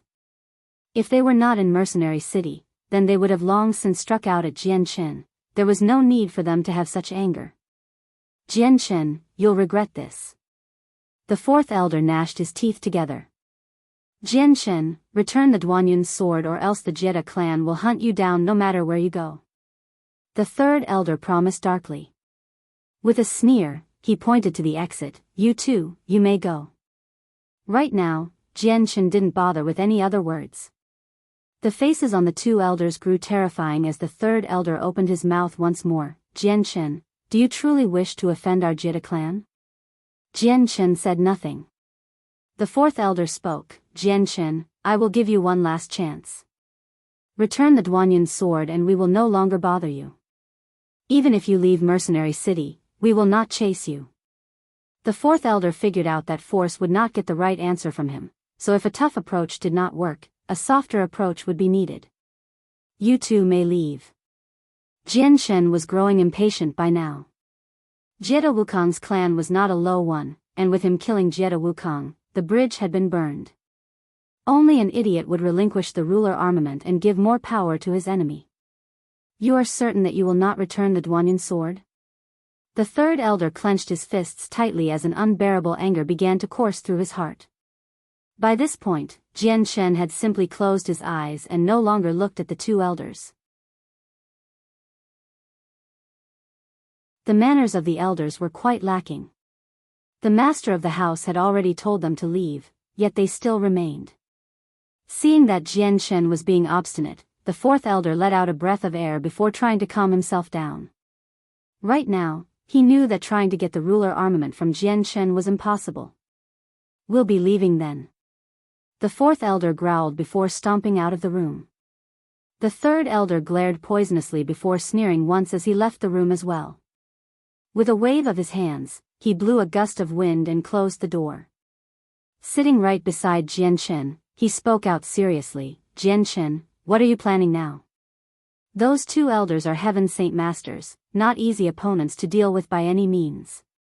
As if he had no care in the world, Jianshan laughed. No worries, while in Mercenary City they wouldn't dare make a move. Next up is the finals to the competition, so we'll be in the city for quite some time. Even when we leave, I have a way to evade their eyes and ears. Ming Dong took out a book from his space ring and handed it to Jianshan. Jianshan, this is a specialized heaven-tier battle skill that was entrusted to me from Uncle Tian to give to you. I was originally planning on giving it to you earlier, but seeing how painstakingly hard you were researching the Heaven's stolen fortune, I was afraid it would impact your studies. However, in this situation, it seems that I should give this to you so you can learn it as soon as possible. If you come across a Heaven Saint Master who is after your life, this will help you immensely. Hearing the words, Heaven-tier battle skill, Jianshan's heart skipped a beat once more.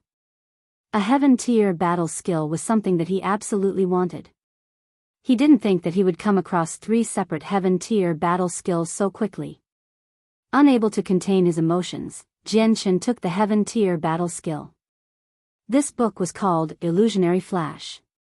It was a battle skill specialized for movement and not attacks.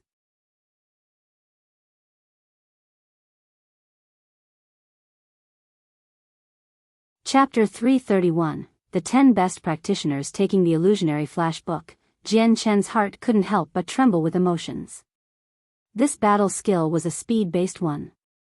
It was quite different from the profound steps written in the Azulite Sword Law. That one was focused more on walking and for use in combat, and while it was able to increase his speed, against a wind-attributed expert, he would surely lose. This illusionary flash increased the speed of a person's run in a linear direction. While it lacked the flexibility of the profound steps in the Azulite Sword Laws, it could beat a wind-attributed cultivator in linear movement, which was what Jianshan wanted. Furthermore, if the illusionary flash were to reach the pinnacle of mastery, then its speed would be unrivaled and he could travel up to 500 kilometers in an instant. Although it sounded like an exaggeration, this was an aspect of the illusionary flash that could only be described as terrifying. Jian, you shouldn't underestimate the illusionary flash battle skill. My uncle Tian said that although it may be an assisting heaven-tier battle skill, its effects could be used against even a saint ruler. It was also one of the things he and my ancestor had found in the death nest a long time ago.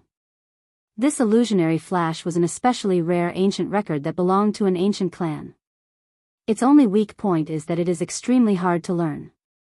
Even I am stuck at a rough spot, but my speed has already increased 2 to 3 times over. Ming Dong explained to him. Upon his explanation, Jian immediately thought back to when he had came across Ming Dong. At that time, Ming Dong's speed was inconceivable and he flew across several kilometers at a terrifying speed. Jian, this illusionary flash book is only just a copy. Once you memorize it, make sure you burn it so that it doesn't fall into anyone else's hands. Ming Dong. Jian clutched the heaven-tier battle skill and nodded his head seriously. I understand.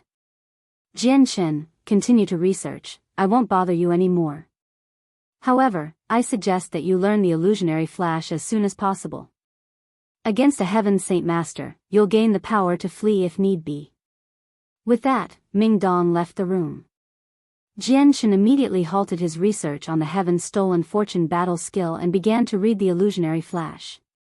Since it was only a supplementary battle skill, its contents weren't too descriptive and it only had 13 pages. Jian quickly memorized all 13 pages with his cognitive memory skills, and after that he burned the pages so that not a single word remained. Jian continued to sit on his bed while deep in thought. Right now, he had come across the profound material that was the illusionary flash. It was extremely challenging to practice despite it being a supplementary battle skill and was harder than even the heaven's stolen fortune. Its innermost contents were both mysterious and profound. Some of the contents even dabbled with matters regarding space itself, causing Jian to be confused beyond belief. For the next 3 days, Jian remained in his room as he tried to comprehend the illusionary flash. Sometimes he would be sitting on his bed, other times he would be pacing in his room in an effort to understand it. Quickly, the finals to the gathering of the mercenaries approached. After 3 straight days of trying to reach an enlightenment, Jian finally had a small grasp of the skill. This didn't mean to say that he had reached a mastery of the very basics, but it was still a minor achievement for Jian. At the very least, he had a small unripened version of the illusionary flash which allowed him to move at a faster speed at the cost of a small amount of saint force. By the following morning, Jian finally paused his efforts to understand the illusionary flash and left his room. Soon after, he, Qin Shao, and several others left the inn together. In the next few days, the finals would be taking place. 500 mercenaries would be fighting one-on-one until a king of mercenaries is announced. The fighting grounds for the finals would take place on a giant plaza in the middle of Mercenary City. The arena was already set up as several highly raised platforms with a transparent barrier covering each arena. In every direction a multitude of people had already gathered to spectate today's events. Qin Shao slapped Jian and Ming Dong's shoulders with a firm hand as he encouraged them. Jian, Ming Dong, fight on. Although he only spoke these 6 words, they were all that the 2 others needed to hear. With a smile, Jian replied, "Don't worry, I will fight to my final breath. While I can't guarantee being number 1, I am sure I can reach into the top 10 without a problem." Afterward, Jian, Ming Dong and Senior split up from Qin Shao and the rest of the group before identifying themselves as competitors.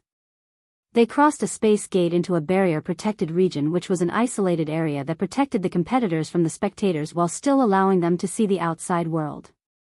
Even the arenas themselves were protected with a frail-looking but incredibly strong barrier that sealed up the insides completely. Only a person that had entered through a space gate would be able to gain access. That way, no one from the audience would be able to interfere, and the fights on the inside would not be able to affect the outside world. The matches in the finals would be settled by ballot. The first ticket holder would fight against the 499th ticket holder, while the second ticket holder would fight against the 498th ticket holder, so on and so forth, with the 10th ticket holder fighting against the 490th ticket holder. With such a method in place, if there was someone without a match, they would wait until the current round was over before participating in the ballot again for the next round. Jianchen picked the 88th number, meaning he would fight against number 412 and would be the 88th match. With 10 arenas conducting the matches simultaneously, the pace went by quickly. In no time at all, it was Jianchen's turn to walk to the 8th arena. Walking through the space gate to cross into the 8th arena, Jianchen arrived within the arena encased by the barrier. This barrier was not only incredibly durable, but it had another unique characteristic, which was the inhabitants inside would not be able to hear the outside world. At the very most, they would be able to see the open mouths of the audience as they screamed, but no sound could be heard. Even the materials made to build the arena were unknown, as each step felt as if it was made from an incredibly strong iron. Just as Jianchen entered the arena, his opponent crossed into it as well through the other side. A burly-looking man with the waist of a bear and the back of a tiger appeared. Compared to Jianchen's slim build, the two were completely different. The man had a short inch of hair with fierce-looking eyes that made his expression seem intrepid. He had a two-handed sword that glowed red, signifying that he was a fire attribute Earth Saint Master. The two said no words and silently prepared to fight. Begin. An elderly voice penetrated the barrier and resounded in the eardrums of both fighters. The middle-aged man immediately sprung into action and flew toward Jianchen. The two-handed sword in his hand blazed forward as it tried to stab Jianchen's heart. Jianchen stared calmly at the approaching man as his mind couldn't help but plot a course for the illusionary flash. In that moment, the sword was already less than a meter away from Jianchen's heart, but Jianchen had not made a single movement yet. The middle-aged man saw that Jianchen hadn't made an effort to dodge and couldn't help but feel astonished. In a split second, the tip of the sword aimed at Jianchen's heart immediately tilted to stab into his chest. Suddenly, right as the sword was about to pierce into Jianchen's chest, Jianchen's eyes flashed once as his sword appeared in his right hand and stabbed outward in an instant. At the same time as his strike, Jianchen's figure disappeared as a dissipating mirror image could be seen in his place. By the time he had reappeared, he was standing behind the man with his sword on his shoulder. "You've lost." Jianchen didn't look back as he spoke those words. The man looked a little dazed for a moment before quickly recovering himself. He immediately brought a finger up to where his throat was only to find a small amount of blood on it. When he saw the blood on his finger, his face instantly grew shocked before sucking in a deep breath. What a fast sword, and what a fast speed. In that split second, Jianchen's light wind sword had already stabbed past the first few layers of skin on the man's throat without injuring him. The amount of strength he had put behind the blow was just perfect. If Jianchen had been a little deeper with his strike, then the man would have been dead on the ground. Jianchen is the winner of Arena 8.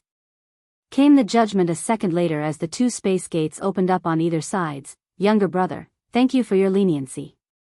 After a few words of thanks, the middle-aged man walked off of the 8th arena with a look of dejection. Afterward, Ming Dong and Senior An had advanced.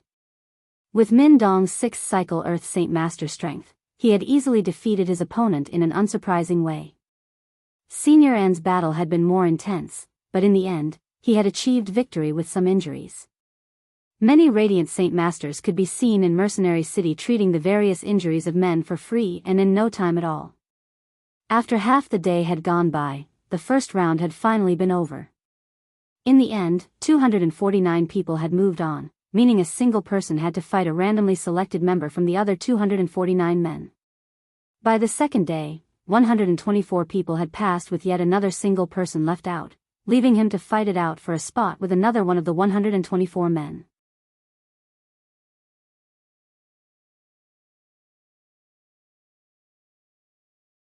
Chapter 332, The 10 Best Practitioners, 2. By the fourth day of the competition, most of the 500 men had been quickly eliminated so that only 31 men remained. Senior An had been eliminated in the earlier round, leaving Jianchen and Ming Dong. At the same time, De Gufeng, Tin Muling, and Huang were all still in it. By this point, everyone within the top 31 were not weak at all. Their strength was plenty, their experiences ample, and each had a battle skill to complement them. The identities of the 3 Radiant Saint Force cultivators had long since been revealed, and they had been put on close watch by Jianchen. Unfortunately, the opponents all 3 men fought weren't very strong, so the amount of strength they displayed had only been the tip of the iceberg. Aside from them, there was only one other competitor that had caught Jianchen's eye, the one named Zhu.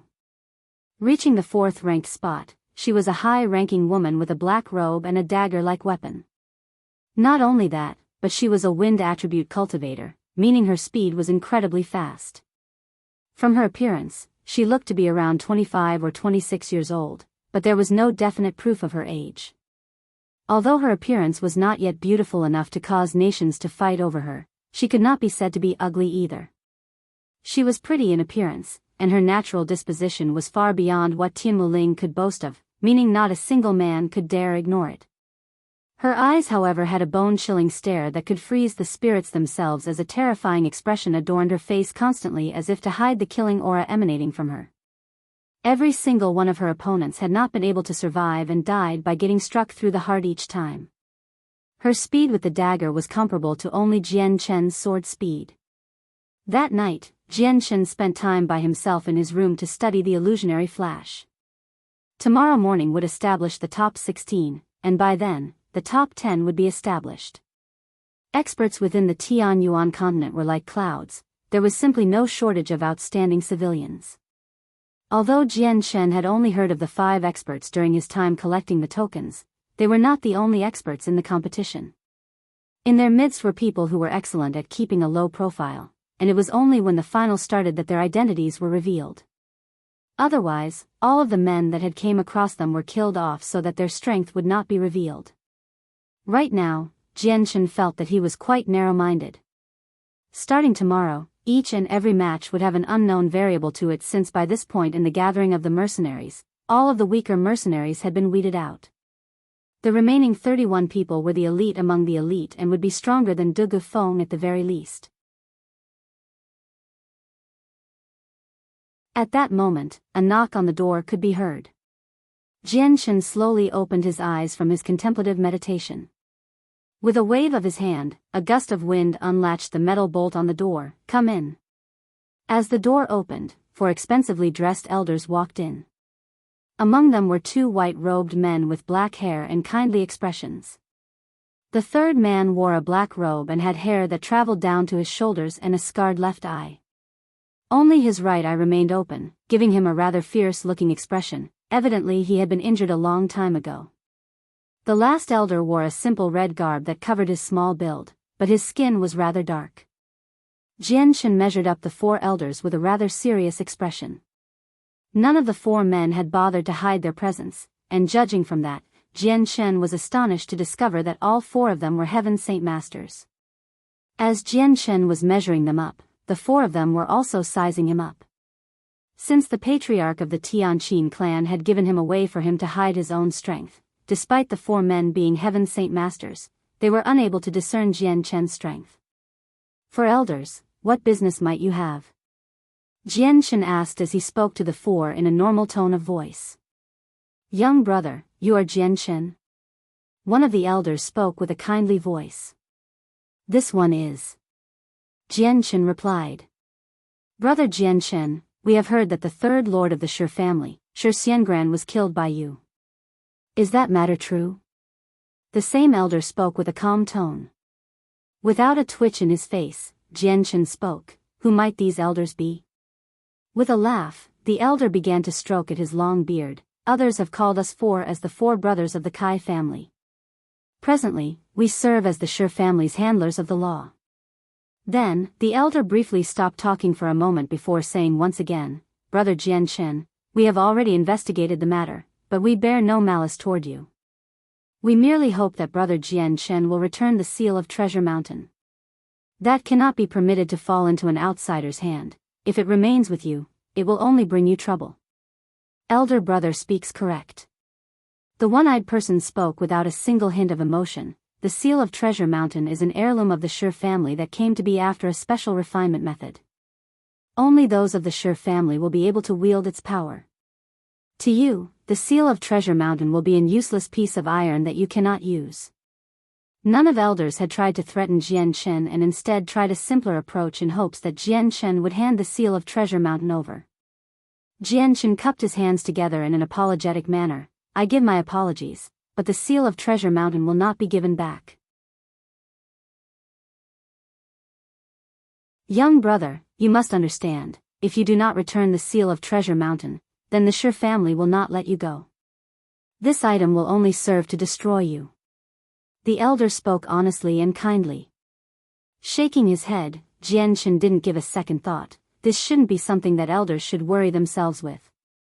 Jian Chen knew that even if he were to hand it over, the Shi family would not let him be. If young brother is determined on this path, then we have no choice, we shall leave.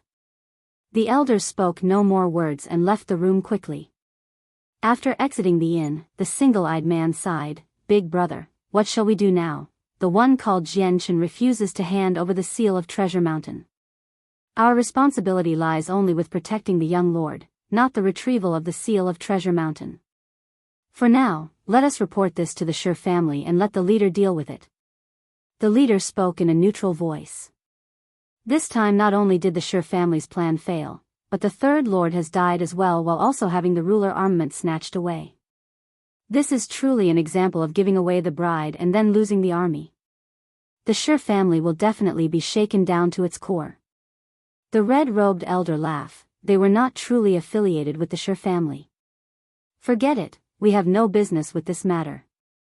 Let the Shi family deal with its headaches. We are nothing more than the business dealers for the Shi family, not a scapegoat for their troubles. Let us all remember, do not think that the person the Shi family has offended is someone that we have offended. This time, the gathering of the mercenaries has amassed a large amount of strong combatants. While they themselves are strong, the powers supporting them are not. Furthermore, some of these powers are people even the Shi family cannot afford to offend. Especially the one called Qin Ji. I have heard that he is the sole prince of the Huang kingdom. It is possible that he is the next emperor to be of the kingdom. This type of person is someone we definitely should not offend. By the second day, Jian Chen had entered the competition area earlier to draw his lot before entering the space gate to start the match. Not too long after he had entered, his opponent entered the arena as well. But the moment Jian Chen saw his opponent, his eyes widened in shock. It was De Gufeng. De Gufeng returned the stare with a bitter laugh. I didn't think that I would be fighting against you. Even Jian Chen felt helpless as he shrugged his shoulders. This is nothing more than a coincidence. Quickly, the announcement to start the fight could be heard, but neither Jian Chen or De Gufeng made a move. Jian Chen, I hope that you will achieve the number 1 spot. With that, De Gufeng admitted defeat. In this match, Jian Chen had won without fighting. Exiting the arena, Jian Chen stuck around in order to observe the other matches. After this round, only 16 would move on. In the end, 3 men were killed and 2 heavily injured. One of the casualties had been from Ju's dagger stabbing into a man's heart, drawing his final breath. This was something even the strong Radiant Saint Masters had found impossible to reverse. Both Jian Chen and Ming Dong had managed to advance into the top 16. Qin Ji and Tianmu Ling had advanced as well with their ruler armament causing major injuries to their opponents. Although Huang had her Lunar Bow, within the constrained arena, her Lunar Bow was heavily handicapped. She herself only had the strength of a first cycle Earth Saint Master, so she lost since her opponent had been one of the Radiant Saint Force attributed men with impeccable strength. Because of an untimely match with fate, De Gufeng had been eliminated from the tournament while the other 2 Radiant Saint Force attributed men advanced on. The 3 of them were true to their rumors and were extremely strong. One of them in particular was a 4th cycle Earth Saint Master with a strong repertoire of battle skills. The following 10 combatants would be decided from the top 8 of the 16 combatants. From the losers bracket, the top 2 would be given another chance. Because it was still daytime, the competition resumed. After choosing his lot, Jian Chen stood on a stool and waited for the next round. The other 15 fighters stood by Jian Chen in the isolated area away from the crowd. Hey, Jian Chen, you have to get number 1, okay? Don't let us all down, we all have high expectations for you. Ming Dong slapped Jian Chen on the shoulder and laughed. He, little brother, the experts here are as numerous as the clouds. Although you were able to win over me, the others will not be as weak. Do you think you will be able to claim number one among them all? Tian Muling spoke from in front of Jian Chen. Both of her eyes stared at him with her words sounding like an enchanting spell that could entice any man. Jian Chen stared back and then moved his eyes to the outside of the arena. I can only say that I will try my best and try when the time comes. As soon as Jian Chen finished talking, a peculiar voice could be heard from behind. To try your best? Kid, you're only so old, do you not know how vastly far you are from the number one spot? Do you take the rest of us as trash? Turning his head, Jian Chen could see a middle-aged man around the age of 45 or 46. He wore a white robe and his appearance was quite familiar to Jian Chen, since he was one of the 3 Radiant Saint Force attributed cultivators. By the middle-aged man's side, another man not too far away in age stared at Jian Chen with contempt before speaking absent-mindedly. Forget it, Karaga. Don't bother with the words of a brat, he is nothing more than a braggart. At the words of these two, Jian Chen's eyes narrowed before his stare turned cold in temperature. Even Ming Dong grew angry as he spoke with a warning. You two should best hope that I don't come across you in the arena. The two men instantly grew furious as Karaga exploded. Such an ignorant brat. If this place were not Mercenary City, this one would have cut you into multiple pieces. Kid, you must be Ming Dong. Allow me to offer you a word of advice. If you ever come across me in the arena, surrender at once. Otherwise, I swear that you will not leave the arena alive. The middle-aged man right next to Karaga spoke with killing intent leaking from him. If it were not for the place they were in, then the two would have struck out earlier. Ming Dong sneered before leaking out his own killing intent. Then we'll see if you can stay true to your words. Jian Chen's face grew dark as he stared at the two men before speaking. Karaga, Kajafei, I will remember your words. We will see who lives and who dies in the end. These two were the first and third ranked men, so their names had long since been memorized by Jian Chen. Two kids who don't know the immensity of the heavens. Kajafei laughed as he mocked both Jian Chen and Ming Dong. That's enough, you two truly don't know shame. You've grown this old yet you are bullying the younger generation? I feel as if I must feel shame in your place. The remaining man in the middle finally spoke. Hearing that, the two men's stares were redirected toward the third person. Czar, this is something between the two of us, there is no need for you to butt in. Kajafei replied to him. Could it be that you two think that bullying the juniors is a glorious task? How silly, if word of this were to be announced, then disgrace would fall upon us radiant warriors. Czar's words were like ice. Enough. Karaga stared at Czar with a look of embarrassment. Czar, don't forget your place. Just what side do you belong to if you side with an outsider? Czar sneered, don't give such a preposterous argument, I am helping no outsider. I only cannot approve of you two. You two bring shame to us radiant warriors. You, Karaga and Kajafei both growled as they trembled in anger, but no words escaped from their mouths. At that moment, the barrier suddenly changed color before disappearing rapidly. In the next second, all of the arenas in front of them suddenly began to descend before disappearing without a trace into the ground, forming a single flat clearing without any dents or bumps. Jian Chen was shocked by this sudden development. He hadn't thought that the mercenary city would be capable of such a mysterious event. Jian Chen had no idea how the arenas descended into the ground and then suddenly rise up again as a single giant piece of land. This single piece of land was far bigger than the arenas and was about 500 meters in width. As the single arena ascended up, another transparent barrier completely encompassed it before two space gates opened up on opposite sides of each other.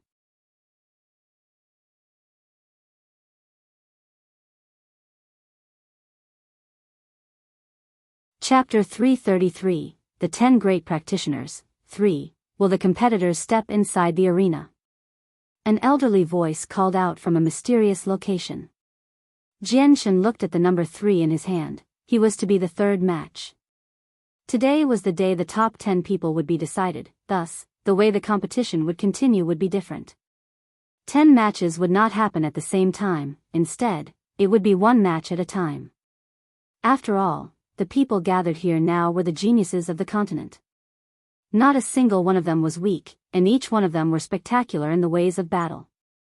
Little brother, could you cheer me on? Tian Muling laughed into Jian Chen's ears before walking into the space gate. Afterward, another middle-aged man walked into the other space gate. The match continued straight away as Tian Muling took out her long sword, which was blue in nature, meaning she was a water-attributed cultivator.